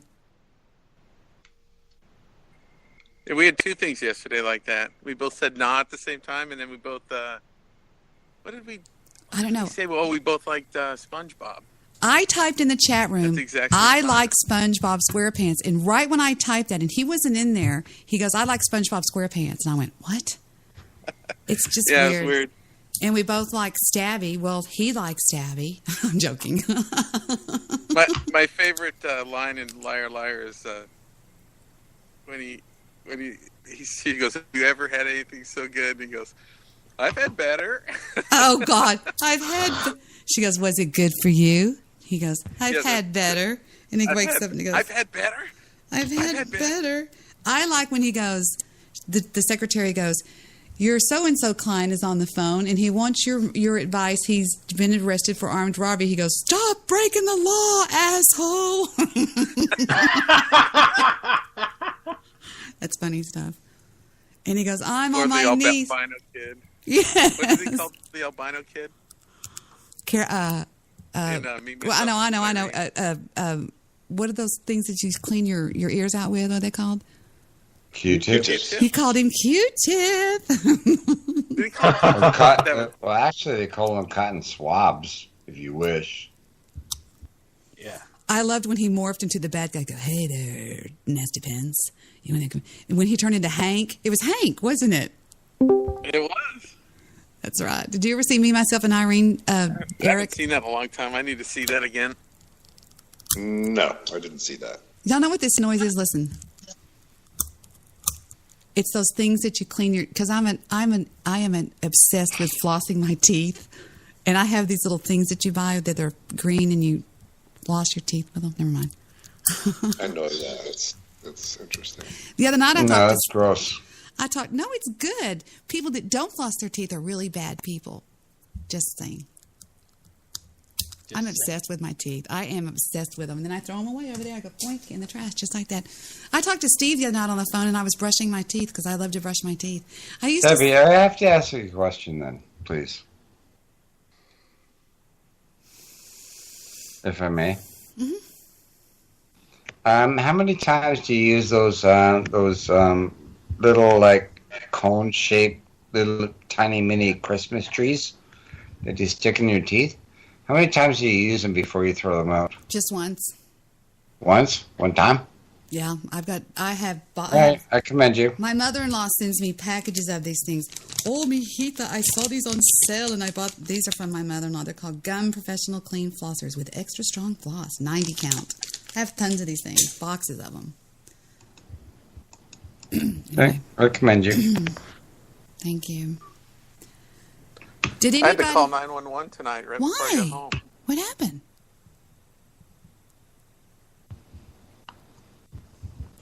You guys there? What happened?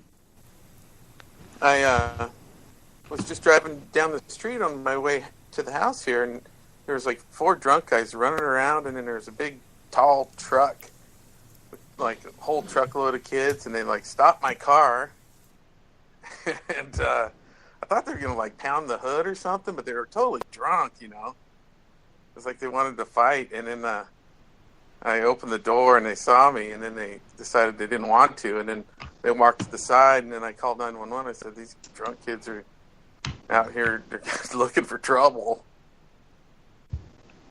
Half of them were like, what are you doing? And the other guys were just out of their mind. I don't know if they're on drugs. They didn't look like they were stumbling. Darren. Just angry drunk guys. Don't you pack a baton or nothing? For nothing. You can just step it out and fucking break their fucking knees and shit. Stop my car. Yeah, I know, but if you have vandals or shit like that, you just got to pick up the phone and that's all you got? Yeah, they were young. You could tell they weren't even 21. Darren, Darren, if you were to ever get out of the car, just clear your throat and talk real low like Sonny. Go, hey, you guys want to start some shit with me instead of your voice away. I'm sorry. I love you, Darren. I'm sorry, sweetheart. I was going to take a picture of the license plate on the truck if I had to, but at least half of them were being reasonable. Sure weird, though. I told Heather to bring Cops back. are on their way, though. I'm sure they're going to get busted for public drunkenness and underage drinking. Public intoxication, Angel. It's a Class C misdemeanor in Texas. Anyway, listen, Heather, I called Heather today. I said, Heather, I really need to get my visa back. You know what she did? She took a picture of it and sent it to me. She won't give me back my visa. Anyway, it's a joke. It's a credit card. Why? A credit card. Because now she lives on the other side of town. And she accidentally on purpose went home with my Visa card because I let her go and use it on something. And she goes, oh, I forgot to give you back your credit card. And I said, yeah, that's true. And then I said, I need to get that back. She sent a picture of it. Nice. Oh, I swear to God. Yeah, Did you ever give after your kids drank. credit cards? Me? I was like, oh, sorry, I'll make those payments up. Yeah, right. Yeah, both my kids have credit cards that I pay. I pay their insurance, too. You want to talk about... See, here we go being the same thing. We're the same... Maybe they're the same person or something, Darren. Do you pay their car insurance? Did you buy them cars? Yeah. I did, too. Cash. Paid for cash for Steven's truck and for Heather's Jetta. Yeah, I Yeah, bought a you guys Jetta, are one but of the same. Bought it for me, and then You're I got her a match Golf. made in heaven. See? You even bought the same car. You even have a Jetta, too. Yeah, it's weird. Yeah. I gotta go puke now. Dennis. My son drives a jalopy, though. He drives an old Sienna with 350,000 miles. Eric? He likes it, though. Eric, drives are it you in there? the mountains and Yeah, I'm going to have to everything go to else, bed don't pretty worry soon. about I it. got to get up in like 4.5 hours. You want to see what my son did with the truck that I bought him for his graduation first behind my house? Yes, I do. Behind my house. Okay, these are all my son's videos. Let me just pick one out. He's a drummer, as you know. Okay,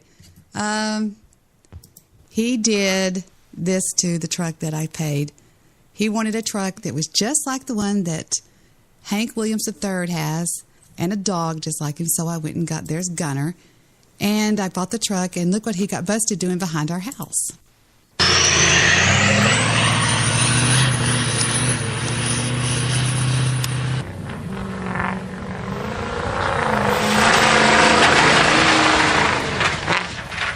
Yeah, that's pretty redneck. It's called Jake breaking it. No, he's not redneck. Stephen was raised in Plano, Texas. It's a diesel. Yeah, I can hear it. And I said, do I'm it an again. idiot. It's a diesel. And he got in trouble. Is that a for it. Ford? Is that a Ford? It's a Ford. It's got two of the big doors on it. It's a 350. What do you call it? Yeah. 350. It could be 250. It looks like 250, but 350 it would be a bigger box if it was 350. He got in trouble. And almost runs He's over. on your property. Why is he getting on trouble? Because look what he's doing to the truck. Yeah, he's But he's on your property. He's Jake breaking it. You know what Jake breaking is, right? Can you hear when you hear go? Brrr, he's. So you put oxygen into the Yes. into the Yes. carburetor, isn't it, to slow it down? Yep. Yeah, and then he slammed the fucking emergency brake on, and that's it. No, that's not it. How do you do it, Darren? I don't know how to do it. Oro knows how to do it. It's called Jake Well, breaking. I don't know how you do it. I know semis have Jake brakes. Well, this is a slows diesel. them down, It's but- just like a diesel. It's a diesel engine. It's just like the semis, but it's just smaller. But you can do it. Listen to him Jake break it. Listen. Oh, There, yeah, J-brake. This yeah. is where my house is, right down this little pathway.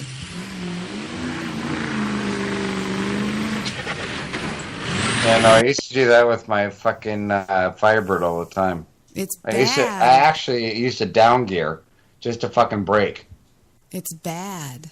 It's bad. It's I bad. know. Sure, No, it's wow. bad for your carburetor or your catalytic converter, right? But it's good on your brakes because you're not working on your brakes so much. Well, yeah, why that's you why it's called the down Jake gear, brake. down gear. Oro Shango's a friend of mine that drove all the way from Baltimore to meet me 3 times. Anyway, sorry. Not this story again. You shut up, stupid you. Let's hear about Squeaky Voice.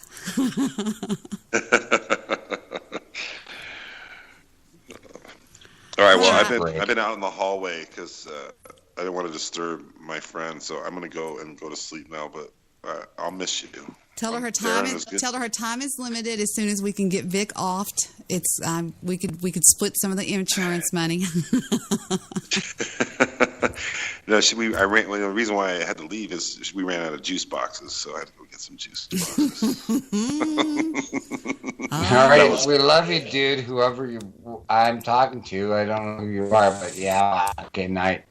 You want to see my Volkswagen? Juice her up. Eric, you want to see her my up, man. Eric, you want to see my Volkswagen before you hang up? Look. Yeah, let's see it. Okay, let's see it. Okay, watch. Come on, Steven. It's right. This is Steven. Okay, stay with it. Do you see it? Right there. Yes, the little blue thing, little powder blue back there. No, it's white. The triple white. Oh, okay. Look. There's Foo-Foo. See Foo-Foo sleeping right there? That's Foo-Foo. I don't see him. Where is he at? Right here in the very far corner, you can see Foo-Foo, the Basset Hound, right? Well, now it's covered up with this for sale. There's my Volkswagen. There's my golf cart. So you spoil the shit out of that little guy, don't you?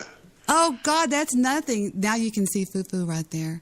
But the thing about Steven is, you want to talk about spoiled?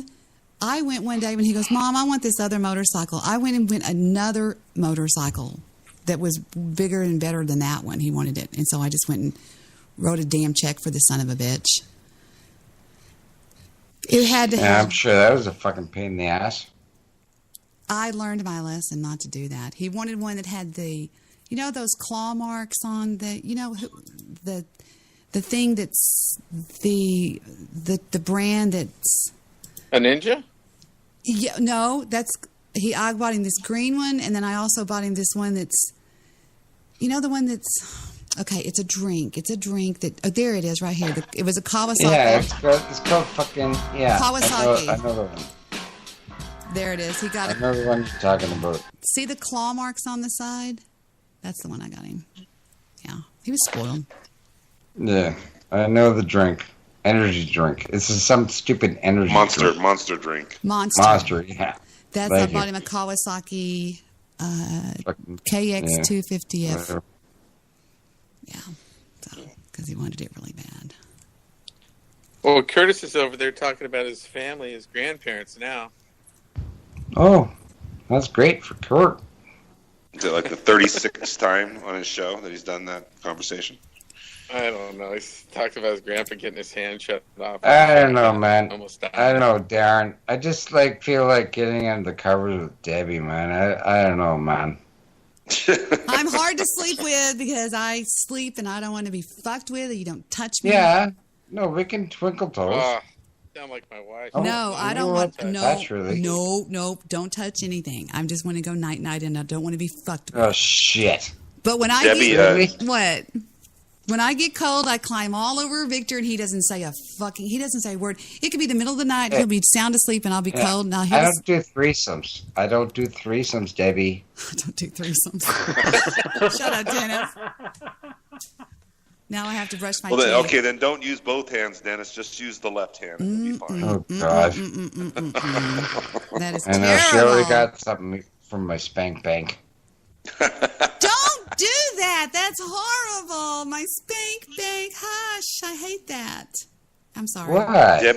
Debbie, do you remember a few weeks ago when you went to go make a sandwich and Vic was home and he got on the call for a few minutes just to kind of help us out? Do you remember that? Yes, I think so. Uh-huh. Yeah, and do you know, you don't even know, you probably didn't go back and listen to what he said, but he talked about what you do in the bed, that you fart in the bed is what he said. I know better than that. He would never say that. teasing you. I'm tired of being married to Vic. I'm tired of Vic. No, if I ever got single, my first dart that I would throw would be at Sonny. You got to. Sonny's the man. He's the man, the myth, the legend. And then I would divorce Sonny, and I would have an affair with Erik. Oh, Sonny would kill you. No, I'm joking. Well, how about Stabby? What about Stabby? Where does Stabby fit in? Stabby hates my guts. Stabby's the watcher. He could just watch. We'll let Stabby watch. Stabby hates me because I'm supposed to go to Carson, Nevada. Carson, Nevada. We made an investment through Victor's investment company on a gold mine up there, and it was right by Reno, and I thought they can play with the gold. I'll get a rent car and go up to Reno. He said he didn't want to meet me. He said, no. He said, because I think she would be rude to me and say, oh, look how poor and tacky you are. I said, no, I wouldn't. Mean thing. Stabby doesn't like me. He only likes Darren. I think he likes Apocalypse first. That's his number one pick. Darren's like a distant second. I think he likes Darren, but that's yeah, okay. we're not that close. We're not that close. You probably know each other. I'm just fucking with you, Darren. I'm just fucking with you. Yeah, I'm dumb. I'm really dumb a little bit this way, Debbie. How can I get back to know who I'm speaking with? Like when each people puts up Is Erik and Dr. box. What? Dr. B still there? It's me and Dr. B and Dr. Darren. B's That's my it. baby doll. He's right here next to me. Right, Dr. B? Yeah. And this is Erik. He always goes, yeah. He always goes, Yeah. Oh, Erik, Dr. B, Darren, and you. And Darren. And That's Debbie. what we got right now, yeah. We got 3 Very Ds. good. Darren, Debbie, Darren. We got Darren, Debbie, Dennis, And Erik. and Erik. Rick. Right. I would call him Rick or That Mick. starts with an E. And that rhymes with C, and that stands for cunt. No, I'm joking. Yeah, no, it doesn't start Hang up, with Erik. Ken. Hang up. You're tired. Okay, good night. Good night. Love See you guys later. Love you. Good night. Let's go listen to Curtis and see what he's talking about. Hold on. Let me go find All right, Curtis. that's better. Where's he at? He's it's Kate. It is. Yeah, let's troll Kurt. No, let's don't troll Kurt. Let's Kurt's just, talking about JFK now and Kennedy. Oh, fuck. he better not No. steal me. Something Let's new. see. It's I K. like talking with Debbie better. Watch what Especially happens when you Google KTLK on look what you get on Spreaker. You get me. We don't get KTLK. All right. Here we go with August 17th. Oh, God. Oh, I'm banned. Here we go. Quiet. Nobody can look like him, but looks like his, brother. Amazing. Aw, he gets so nervous. He's so nervous. That's so sweet. I gave him a like. Everybody push like in there. I already did. Okay. Yeah. Try to make him happy. He didn't have anybody last week. It's I sad. know. Yeah, and why would I? Darren, will you tell him I'm listening? Because I'm banned. It says you cannot post messages.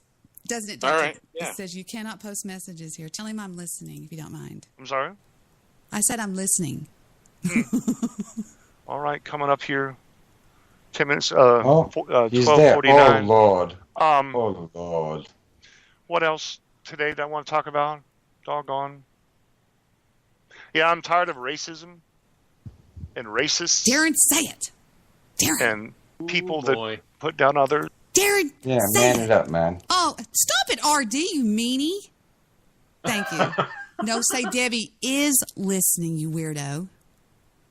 No, Debbie listening. She wants unbanned. Stop it. You're going to piss Joe Roop off. And for a president. Derek. Let me read those again. One more time so it sticks with you. One more time. What? What's he talking about? Where is it? I have no idea, man. Where did it's you so go? Fucking, it's random. Where did you go? fucking There you are. shit. Sure. There's no subject. There's no topic. There's no nothing. Shh. I love him. All right. I want a $250 tarot card reading on this show. Yeah, right. I'll give you one, Darren. No, you just read the tarot cards. That's not the way you do a tarot reading. You do you actually read the tarot. I know. I have many modalities, Debbie. What modalities do you do? You do pendulum, cards, crystals, fucking, I'm intuitive, whatever the fuck you want. Really? New Age ideology, world beliefs. I get it. I would love to. It's called paranormal, it's called metaphysical, it's called whatever the fuck you want to call it. Well, whatever floats your boat, mate. That's it, man. Oh, our daddy's so stupid. I love our daddy. I was interacting as a motherfucker earlier. 0 response. Okay. I gotta go brush my teeth now that I did this. Do you want a reading, Darren? Seriously, these $250. All right, I'd love to hear this. No, don't charge them $200. No, it's. You've given me a reading before. I'd be pissed. Dennis has given me a reading. Wolfman, it's like. No, fuck. I can give you a reading in a fucking second. But yeah, I'd like to hear Debbie giving a reading to Darren. That would be awesomeness. I'd like to hear this. All right, I'm trying to get into my concentration here. All right, but I'm going to be honest if you're accurate or not this time. You better be. All right. Oh shit! I'm gonna miss it. I have to do a Trinity. Fuck's sake. Do it, Debbie. Can you do like a little music, like a little segue music? You're sure. like a DJ. Okay, I can do that. Yeah, You're that'd be breaking cool. my concentration, but I'll do that. Sorry, I know. Just get into that, right? Just Okay. get a little muse. All right. All right, here we go. All right, there you go. Okay. There, that'll be nice. That's cool. Here we go. Darren, in your recent past, that's too loud. Turn that down. Darren, in your God, recent yeah. past, okay, shh, I can't do this if he's going to keep talking. I take this serious and I concentrate really hard. Okay, shh. Okay, start over. Okay. A woman in your life, I don't know who it is, in the recent past, has tried to get you to face a reality that you didn't want to face, and I don't know what that is. And don't tell us, because all I want to know is if I'm anywhere close to anything, and I'm not through yet. But she was confused about something for a while, and then she all of a sudden came up with the answer to this. And I don't know what it is. It could be about one of your children. It could be about your job. It could be about her. It could be anybody. But she is seen as a powerful woman that puts her life on the truth. Everything is we've got to have the truth. And she tried to get you to face a reality that she had faced. Okay? Then, hold on.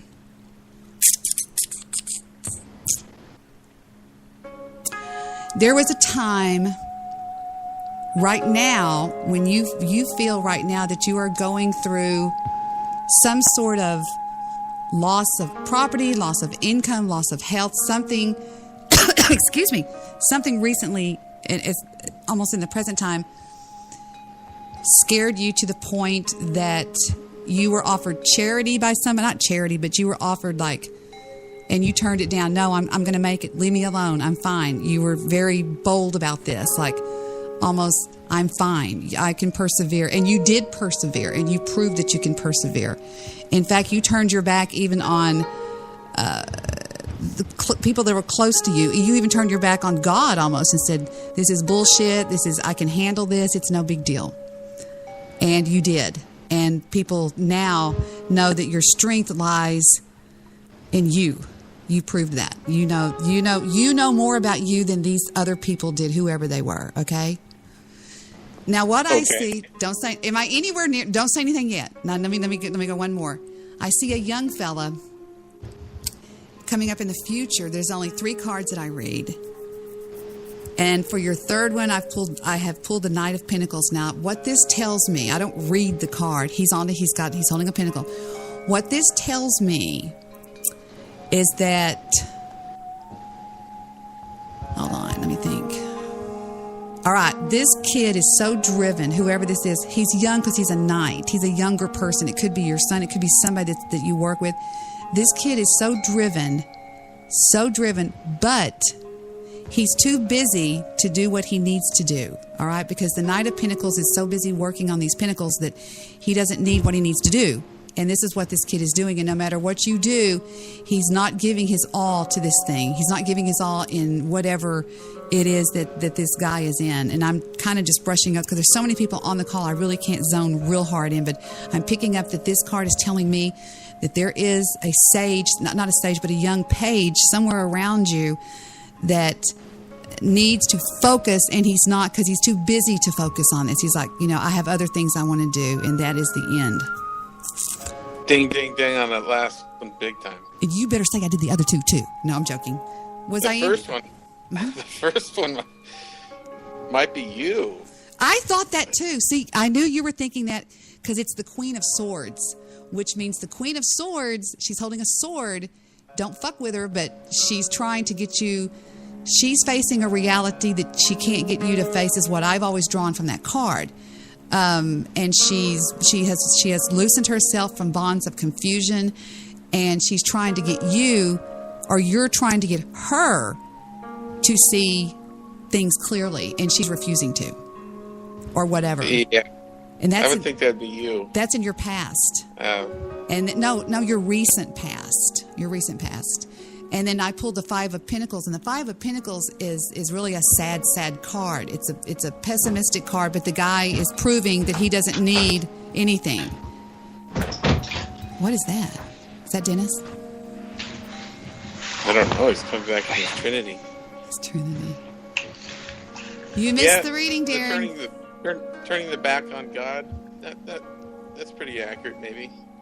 You better tell me the truth. Am I worth the money? With the health issues I had, and my son going away, it's been challenging. You refused anybody's bullshit charity advice, like, "Are you gonna make it? We're really pulling for you." Like, fuck off. This is nothing. You know what I'm saying?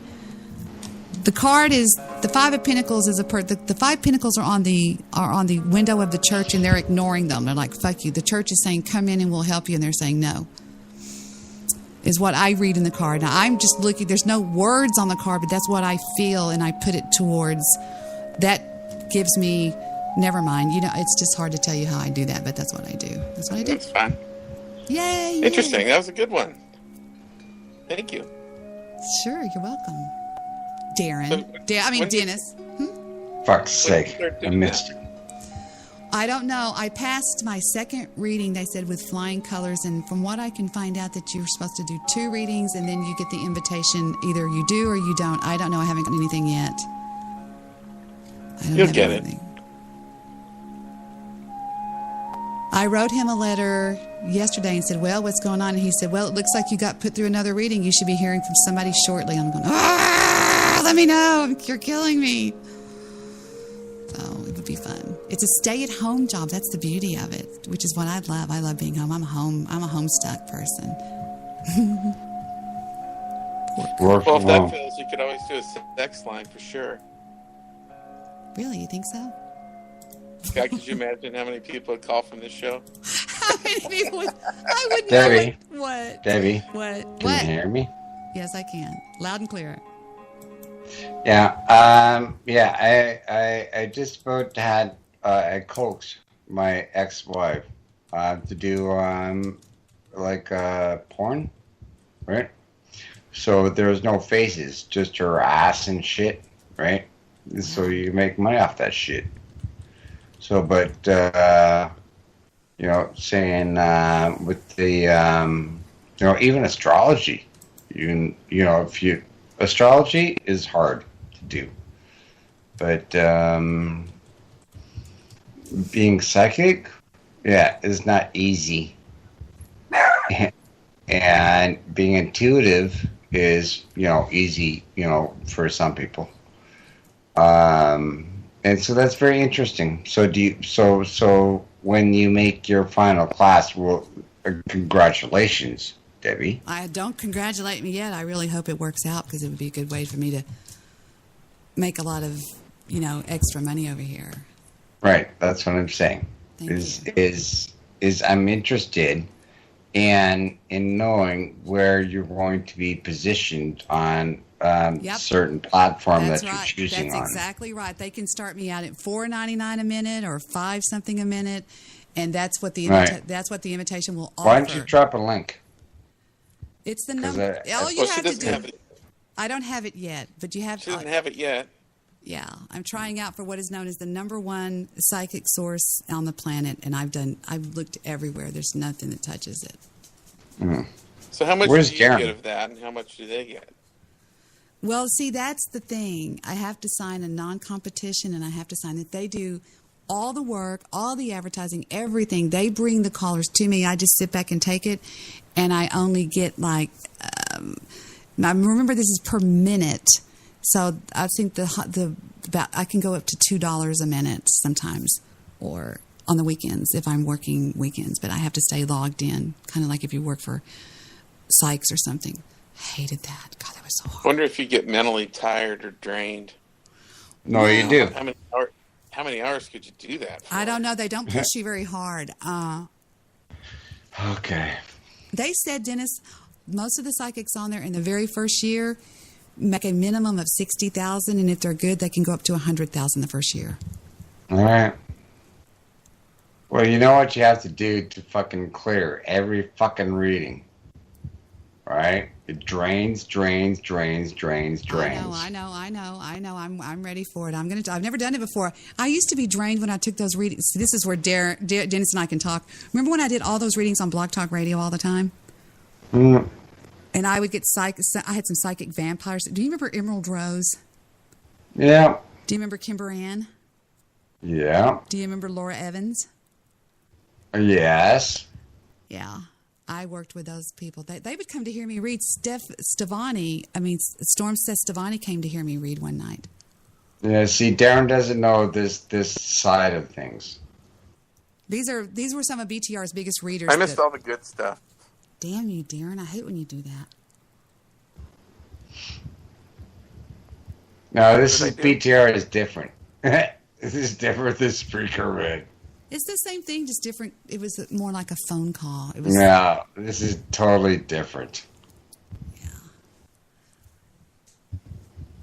You know, if you want to talk serious, you know, if I want to talk to anybody serious, Darren, I'm going to talk to people on BTR, my friends, you know, that I've, you know, my group, my community per se, right? Darren, I'm sorry. My community. Can we get Curtis to call us? Is he off the air? No, he flipped. Let's go ahead and fucking find him. He's off his show now. He's probably go find him. He was on the call. He knows how to pick back up on the call on Skype. Hi, Dr. B, Angel Pumpkin. Yeah, Dr. B hasn't said hardly anything. He is polite. He's the greatest guy in the world. I love him. Say something, Dr. B. He didn't like me doing that reading. He's like, that's from Satan, Debbie. Yeah, whatever, man, Dr. B. You want to talk to me on that? No. Go ahead. Well, I can't argue with Scripture. You know that. I know, baby cat. Scripture. Go ahead. But I talk to God. I talk to God, and we've got a little understanding here. I'm like, look, we need to rain down on me a little bit with the money. Sorry. Yeah. And I take care of the babies a lot of times over here for Doodle Bickle, Heather. So that's all. I adore. So, Dr. B, I got to ask you a question, Dr. B. I've got to take Gunner out. I'll be right back. Don't be mean. All right. Why not? Dr. B, so you're agnostic, atheist. What are you? What's your denomination? You're Catholic, obviously. Now hold on a second. I'm non-denominational. I used to be a Baptist at one point, but I'm not any part of denomination. No, it's like this. I mean, who cares what the numbers are? As long as we're in the same house of God, then it shouldn't really matter. No, it should not. Right. So what? So are you in a sect, or what? Like, are you fucking Catholic? Are you fucking? What are you? Well, you could say that since I'm no longer part of any denomination other than Christianity itself, you could say biblical Christianity. Mm. So you hold yourself within Christianity, and that's it. That's your bubble. Yeah. Wow, that's really restricting. No, it's not that restricting compared to the Catholics, the Scientologists, or even Islam. You know. Yeah, and so you don't find. Sorry, go ahead, Darren. Oh, I said, what about the Mormons? Yeah. Yeah, you could say the Mormons are strict too. Yeah, but what about and you mentioned Dr. B, the Islam. How about the Taoism? You know, the is again the world religions. Okay, you know, so you hold strong to one, but so you disregard all the others. Not all the time. Not all the time. So which time is it that you do put against them? Well, when I'm defending my position on issues like, say, abortion or on gay marriage or whatever, I would pay attention to scripture, But to make it objective, I can always welcome the opposing arguments, like, say, from other religious sources. Because there's multiple perspectives of the same topic. That's right, and you hold Christianity as a core for yourself. Well, for 25 years, it's been a part of my life, basically. Okay, 25 years.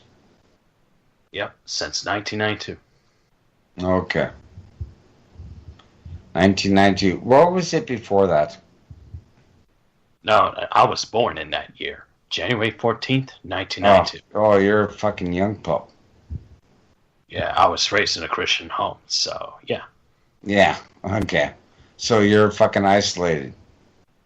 No, not necessarily. Hey, Doc. Over time, I've been exposed to not only people of the same clique, but once I get to college, I've been exposed to multiple perspectives, not just the ones in high school. You got a lot to learn, man. No kidding. All of us do. Yes.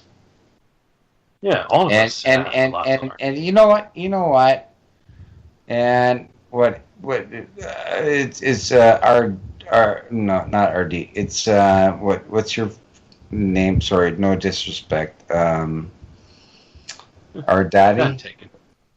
What's your name? Our daddy? Nah. Yeah. That's a different whatever person. your name is.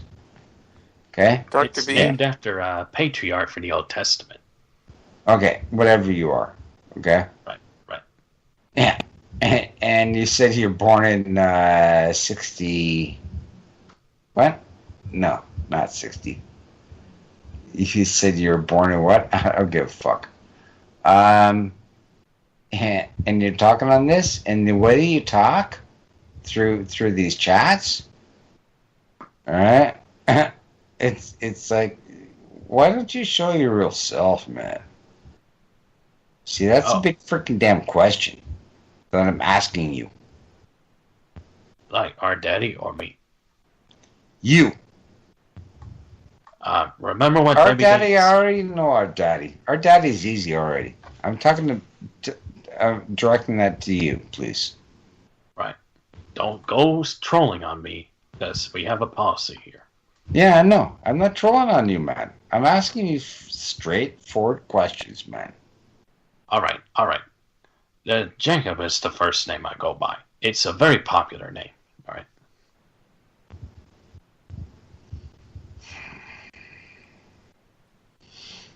I need clarification.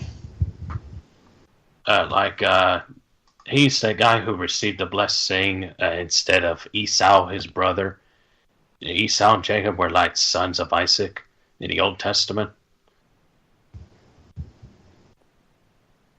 Do you like Leviticus? Let me go Wikibear and verify that. Anyway. No, it's not anyway. I need just used that as an clarification. interjection. Please don't interrupt me, all right? I have enough trouble here. I was just looking up information as I go, all right? I mean, if I have to come up with something on the fly, that happens. No, I thought it would be in your brain already. But anyway, in any regard, no problem. Either way, it's just you have to be patient. Either way, either way. Anyways, let's get back on the subject. You were saying about different religions besides Christianity. Let's not go far down the rabbit hole than we are already at. All right. If that's where you're comfortable going, as far as that is, that's fine. All right. It's just, I respect that, man. Things all the time. Yeah. I respect that. Right? Right. Everybody gets all Dennis, upset. what's your and favorite everything. religion? Fuck. What religion do you identify with, Dennis? Me? Church of the All of Poisoned Mind. Not all of them, man. I was You know, each one. You know what I do? I take all the cores, all the core religious beliefs, Princess. and The princess speaks. Our daddy is here.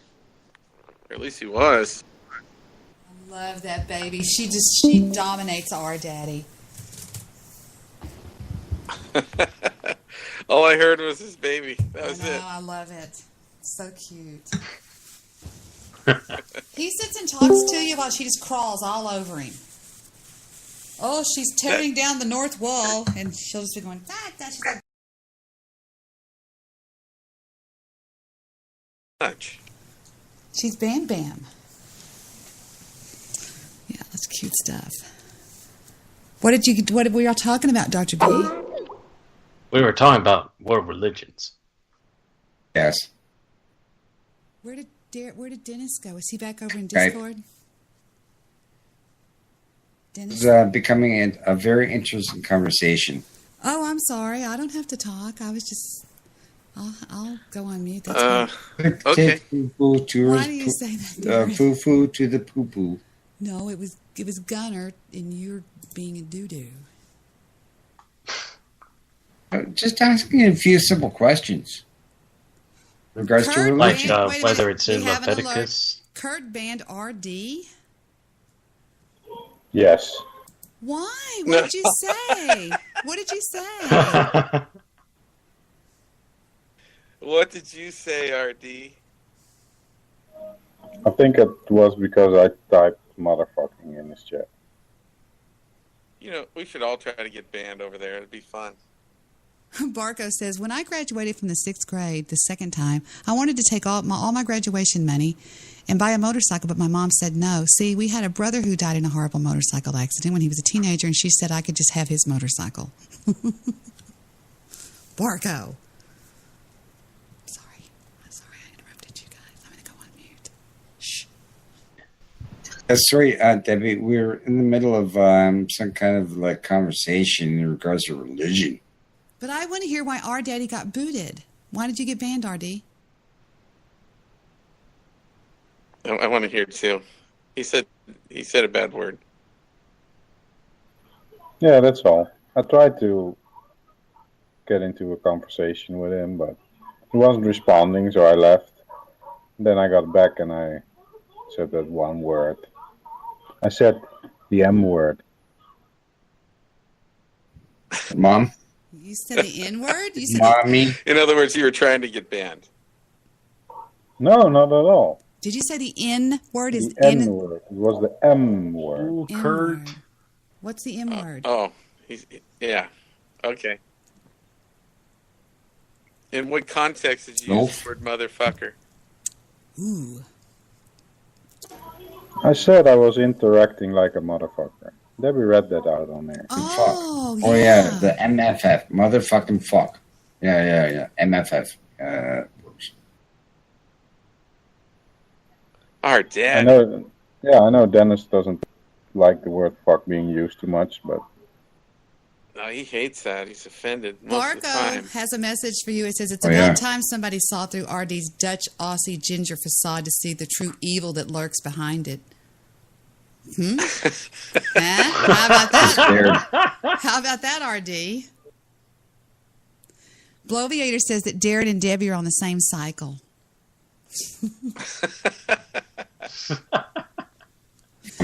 Jewish producer said, this episode isn't that good. Debbie just loves the Beebs.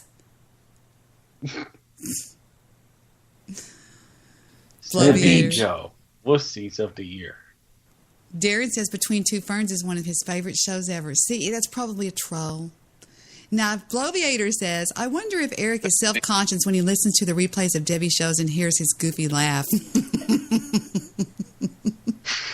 Goofy bone. Just give her a bone. It's funny. Eric's nose smells like Debbie, says Bloviator. Erik goes with... He is so horrible to Erik. That's right. She says she's in it for the Jaguars and the Furs. That's right. Anyway. Oh, my God. How to make friends and bore the shit out of people. That was probably the comment of the night. Do you remember when we used to pick the comment of the night? No. Anyway, it's funny. Yeah, you should have the top 3 comments of the night. That'd be fun. Yours was the comment of the night last night. I just didn't tell you. It was off the chain funny. And I wanted so bad to copy and paste, and I thought, no, he's going to think I'm kissing his ass. You said very just not just out there. It was like so random. Heather calls it random all the time. She goes, Mom, that's so random. You just said something really crazily funny, and it was about Curtis or somebody. It didn't sound like something that you would say, but it was funny. I'll see if I can find it while we're chatting before we go off the air here. Debbie, I trust you will be able to do that. I didn't know I was such a good troll. Maybe I'm finding my... Maybe you're finding your niche. We're learning it, Darren. We're learning it. See? I told you were a troll in the beginning. Maybe you really are, but you don't even know that. Think about it. Yeah, I'm learning it. I try to learn him, Debbie. No, I was talking to Darren. Dare Bear. I know he is. He's a big fucking marshmallow. That's okay. Dr. B? Yeah? He'll fuck you up in a second. I'll tell you that.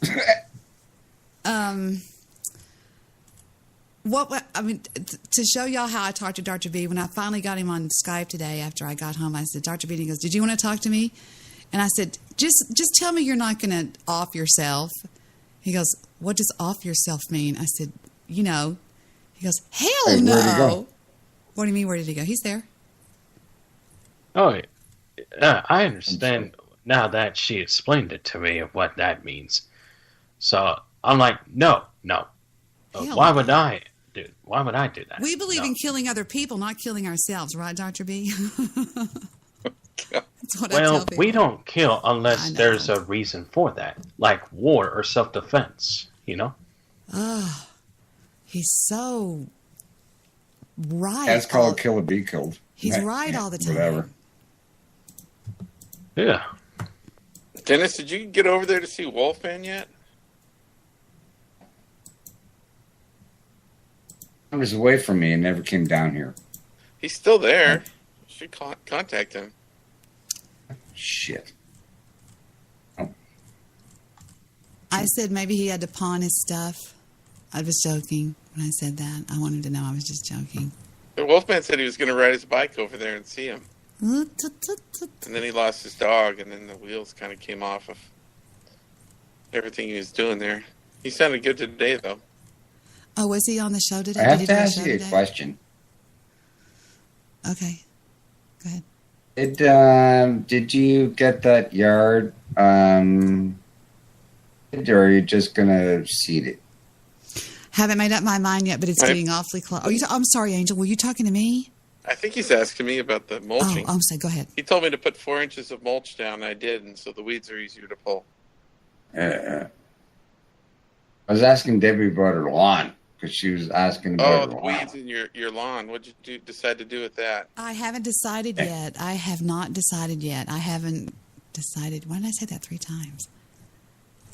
I haven't decided probably yet. because you figured that you felt it necessary? No, I just want to... Shut up. I want to till the whole thing up and just start off with St. Augustine grass. That's what I love. Oh, isn't that a saint? No, it's that St. real. Augustine? It's a single split grass that's very, very strong. It grows good in shaded things, shaded environments. Okay. You're not familiar with IP scale. St. Augustine grass? You know what the That's difference is? interesting. Yeah. I learned something new today. Never heard of it. St. Augustine grass. It's wonderful for Dallas. It's real thick. It's like a carpet. So I'm just saying anyway. I thought you guys just did like your front lawn was like just fucking gravel and cactus. Shit. No, that's Arizona you're thinking of. Or New Mexico. I've seen people in my neighborhood kill their lawn and then just, take it off and then reseed it really easily. And they'll have a lawn, like a new lawn in 5 weeks. Yeah. See, that's a different zone, Denver zone for me, right? So I can't say anything on this. Yeah, we're in zone 5, I think. Yeah, it's a bit colder up there. Yeah, we're zone 2. And just a bit wetter here. It fucking rain all the time. We do in the winter, that's for sure. How often do you get, how many snow days do you get a year? Out of 365, how many snow days do you get? Me? Sometimes we get none, but last year none. we got 18 inches and then it froze, Over how many melted, days? and then it froze and it was on the ground for A bunch of fucking pussies out there on the fucking West Coast. Oh my God, it took me 7 hours to get to work one day. I got stuck. Yeah. I cry for you. It was a bad winter. But On 2 weeks? yeah, it was That was a 3 bad weeks. winter, man. Okay. Thank This you. is the warmest part of the country. Here's this Darren far being north. random. Thank you for your service, Goose. I hope you don't die in a jet with Tom Cruise. I thought, what the fuck? Why would you say something like that? And then you said, wasn't that the name of the guy in that movie? and then you said, my sniper friend killed 29 monkeys and one Viet Cong sniper monkey. That was- Doctor Bristle and somebody trying to call me. Who? Wasn't that his name, Goose? Yeah. Yeah. In Top Gun? Eric wants a few hundred good reviews for his Goose. I'm reading Darren's chats from last night. Eric wants a few hundred good reviews for his bouncy castle business. His bouncy castle business. And then he said, I think that's what got Joe going on that fake review. That's pretty funny. yeah, Bloviator says Debbie and Darren are sisters. I did a search on the word Darren. Darren said, Oh, no. It's funny. Adjust the volume, Debbie. No, wait a minute. Let's see. He says, shut up, Goose was Kurt. the one being funny in the chat before he just turned into a troll last night. He was being really funny. Yeah, and then he just went, I worry that Goose is drinking again. I do. Nothing. I'd say it straight to his face. I don't say anything I wouldn't say straight to his face. I'm afraid he's drinking because he's getting that mean goose. Angry? Yes, he's getting that mean goose again thing. Oh, me and Angry Goose? Yeah, bring him on. No, not anymore. We've had enough. I'm in the mood. We've had no. I've had enough for 1 week. Sure. I'm in the mood with this dude. Excuse me? He what? You're in love with this dude? What'd you say? I said I'm in the mood. No. Well, you can do it over there in Discord. No, I dropped Discord. You did? Yeah. Yeah, it's a slow night. Yeah, it is. That means Just it's me and our- Thursday. just me and our Wednesday. daddy in here. Wednesday. Yeah, I'm just reading your chats. House fuck's Thursday. sake. There. All right. Well, let's get out of here then. Well, I'm going to get off the show anyway. So, Oh, are you leaving? Yeah, I just need to, I guess. But I was going to play a couple of songs before I get out of here, I guess. I was going to play my girlfriend singing. The life of Jacob is told in Genesis. Who That's says one that? of the questions asked to me. Okay, ask me who Jacob was, and I can tell you. Ready? Jacob was the son of. Don't say it. Do not say it. Whatever you do, do not say it. Jacob was the son of Abraham. He was the son of Abraham and his real wife, who was known as Sarah, but her first, she used to be called Sarah, then she changed it to Sarah. She conceived Jacob. I love. Right? Am I right, Dr. B? Checking now. I don't think that's accurate. I mean, he's the son of Isaac and Rebekah and a grandson of Abraham, Sarah, and Bethuel. Yay! Okay, he was the one. See, here's the thing: when the father, the first guy that ever knew God was Jacob. They called him the God of, Abraham. They called him the God of Abraham. And I love when I teach the book of Genesis. I love when, and people, Mr. Midnight Movie says he could listen to me teach the Bible all night because I teach it real, just in plain words. I don't get real weird on you. But Abraham was out walking around one time and he heard, the voice go, Abraham. And he went, what the fuck? And they started calling it the God of Abraham because they worshipped clay pots. Back then, they all had to have something to worship. So they would make a clay pot and they would worship it, or they would worship, anything coming from gold. They had to worship something, these people, and they didn't know anything about God. And so God said... Did just as many prayers come true? Yeah, and so God made a deal with him. He said, I'll tell you what. He said, you will have descendants as many as the stars in the sky. And he goes, that's ridiculous. My wife can't conceive children. She's 57. She was 57 years old at the time. And he said, nope, it's going to happen. And so he said, this has got to happen, Sarah. This has got to happen. He goes, see, when they went to Jerusalem one time, everybody camped up and down the Nile River because that's where the water was. Well, they went into Jerusalem. When you went into Jerusalem, the horrible king over there, not Jerusalem, I'm sorry, Rome, the horrible emperor. Thank you very much. Thank you so much. The emperor over there would, if your girls were beautiful, your women, he would take them and make them in his harem. He took Sarah because she was beautiful. When Sarah was a captive under whatever his name was, I'm real bad with names, she had a slave girl named Hagar. And whenever they ran away, she took Hagar with her. Hagar was actually she was a help me out, Darren. She was a Egyptian. Okay. Well, she couldn't drive Help her, man. You're fucking stupid. I'm sorry. What did you put? I didn't hear you say. I'm stupid. Hagar. Hagar was his wife's name. So Hagar was in the camp with Abraham's. I said, can she drive 55? Oh shit, Sammy Hagar. You gentleman. Yeah, maybe she's related to him. But here's what happened. So Sarah said, "Go in there and have sex with Hagar and have a kid." So they did, and she had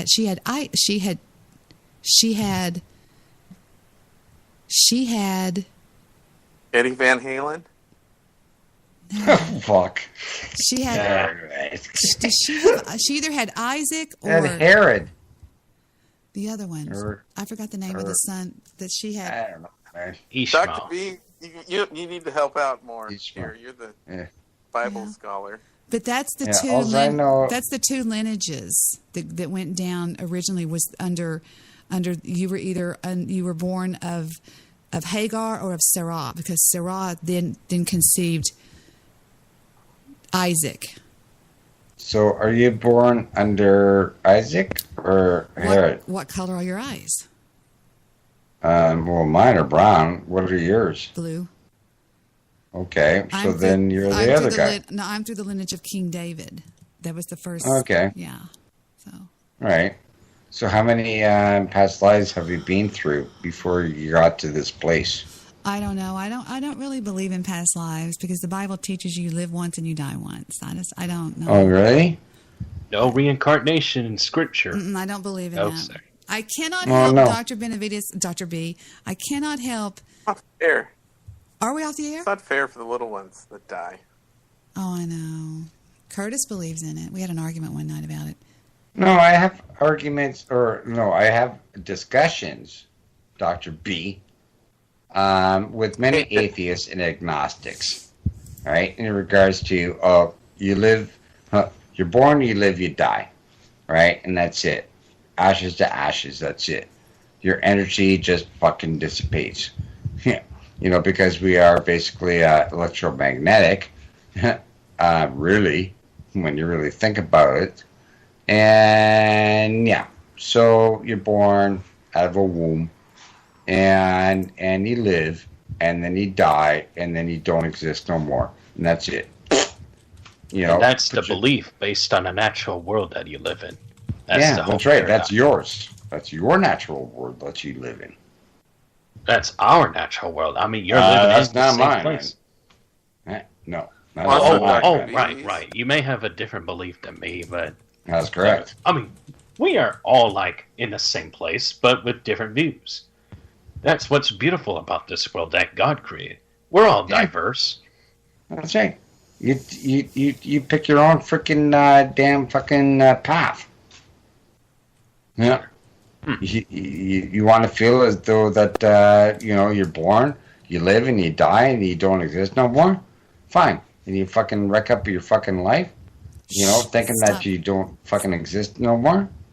Dennis, stop saying the word fucking. I want to see if you can not do that. Sorry. Try it. No, it's okay. I'm sorry. Just try. It's okay. It's like you have a pessimistic worldview. Yeah. Just shh. Breathe. Shh. Don't say fucking. I know. I'm just trying to say that there's more than just living, breathing, and dying. There's more than that. Within any atheist or agnostic that I speak with, they always cannot answer the questions that I ask because they believe in the same thing. And you know what it makes? It's called belief. You don't have to understand it. Yes. I'm sorry. Do you believe that God exists in the material world? Of course. Of course he does. Why?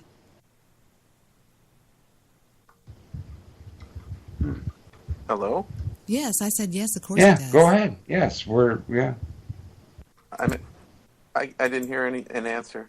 Do you I believe said, God exists in the material world? I said, did you say Dennis or Debbie? I'm sorry. Debbie. I said yes, of course he does. He is omnipresent. He's all over the place. In all the atoms and all the universe. Everything. Where exactly? Everything. Do you think he's inside of atoms, or do you think he's? He's all. Go ahead. Go ahead. He's all within all that is. Okay, and we all share this energy, right? If you want me to get all woo now, right, Doctor B, right?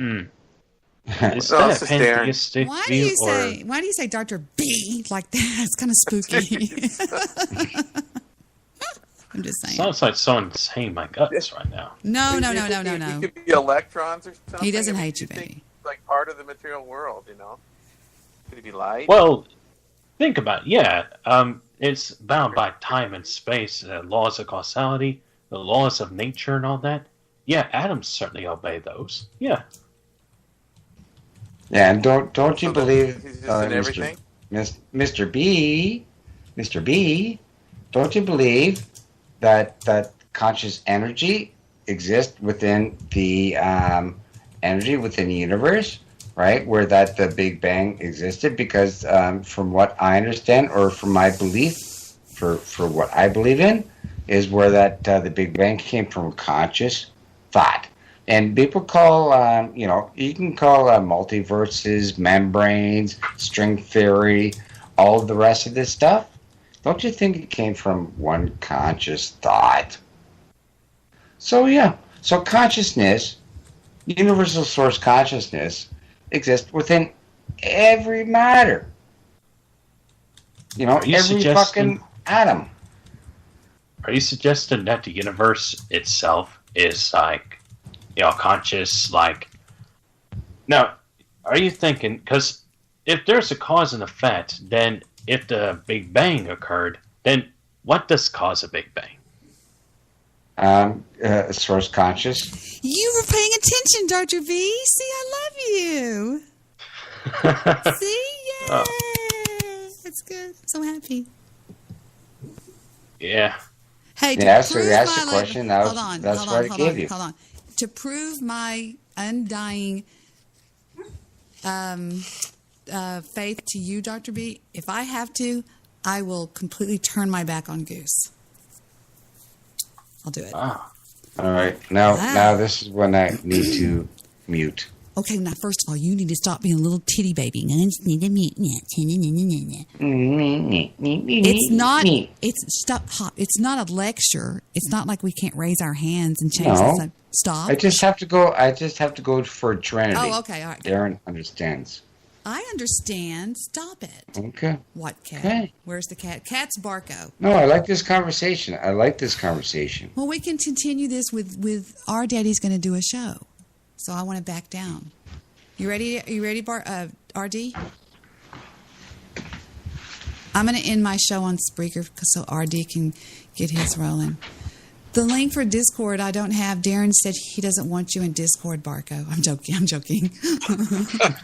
You didn't get... But he disappeared for like weeks. Well, he's back. He's a cat. He's always here. Barco's the cat.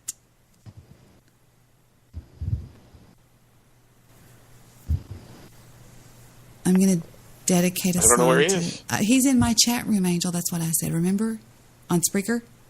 I said I needed the link to give him. He said, give me the link to Discord. I did. I gave it to him. I put it in there. When did you do that? I'm sorry. I didn't see It's in the Spreaker chat room, Discord. Oh. Come one, come all. Oh, there you go. Come yeah, talk to Debbie. No, Barco and I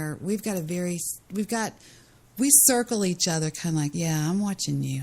I take my fingers, I go, I'm watching you from across the room to Barco. And he goes, I'm watching you. And I go, no, I'm watching you. I point my two fingers in my eyes and I point at him and go, I'm watching you. And he'll look at me and go, I'm watching you. We've had fights before. Exactly. We have a mutual respect, don't we, Barco?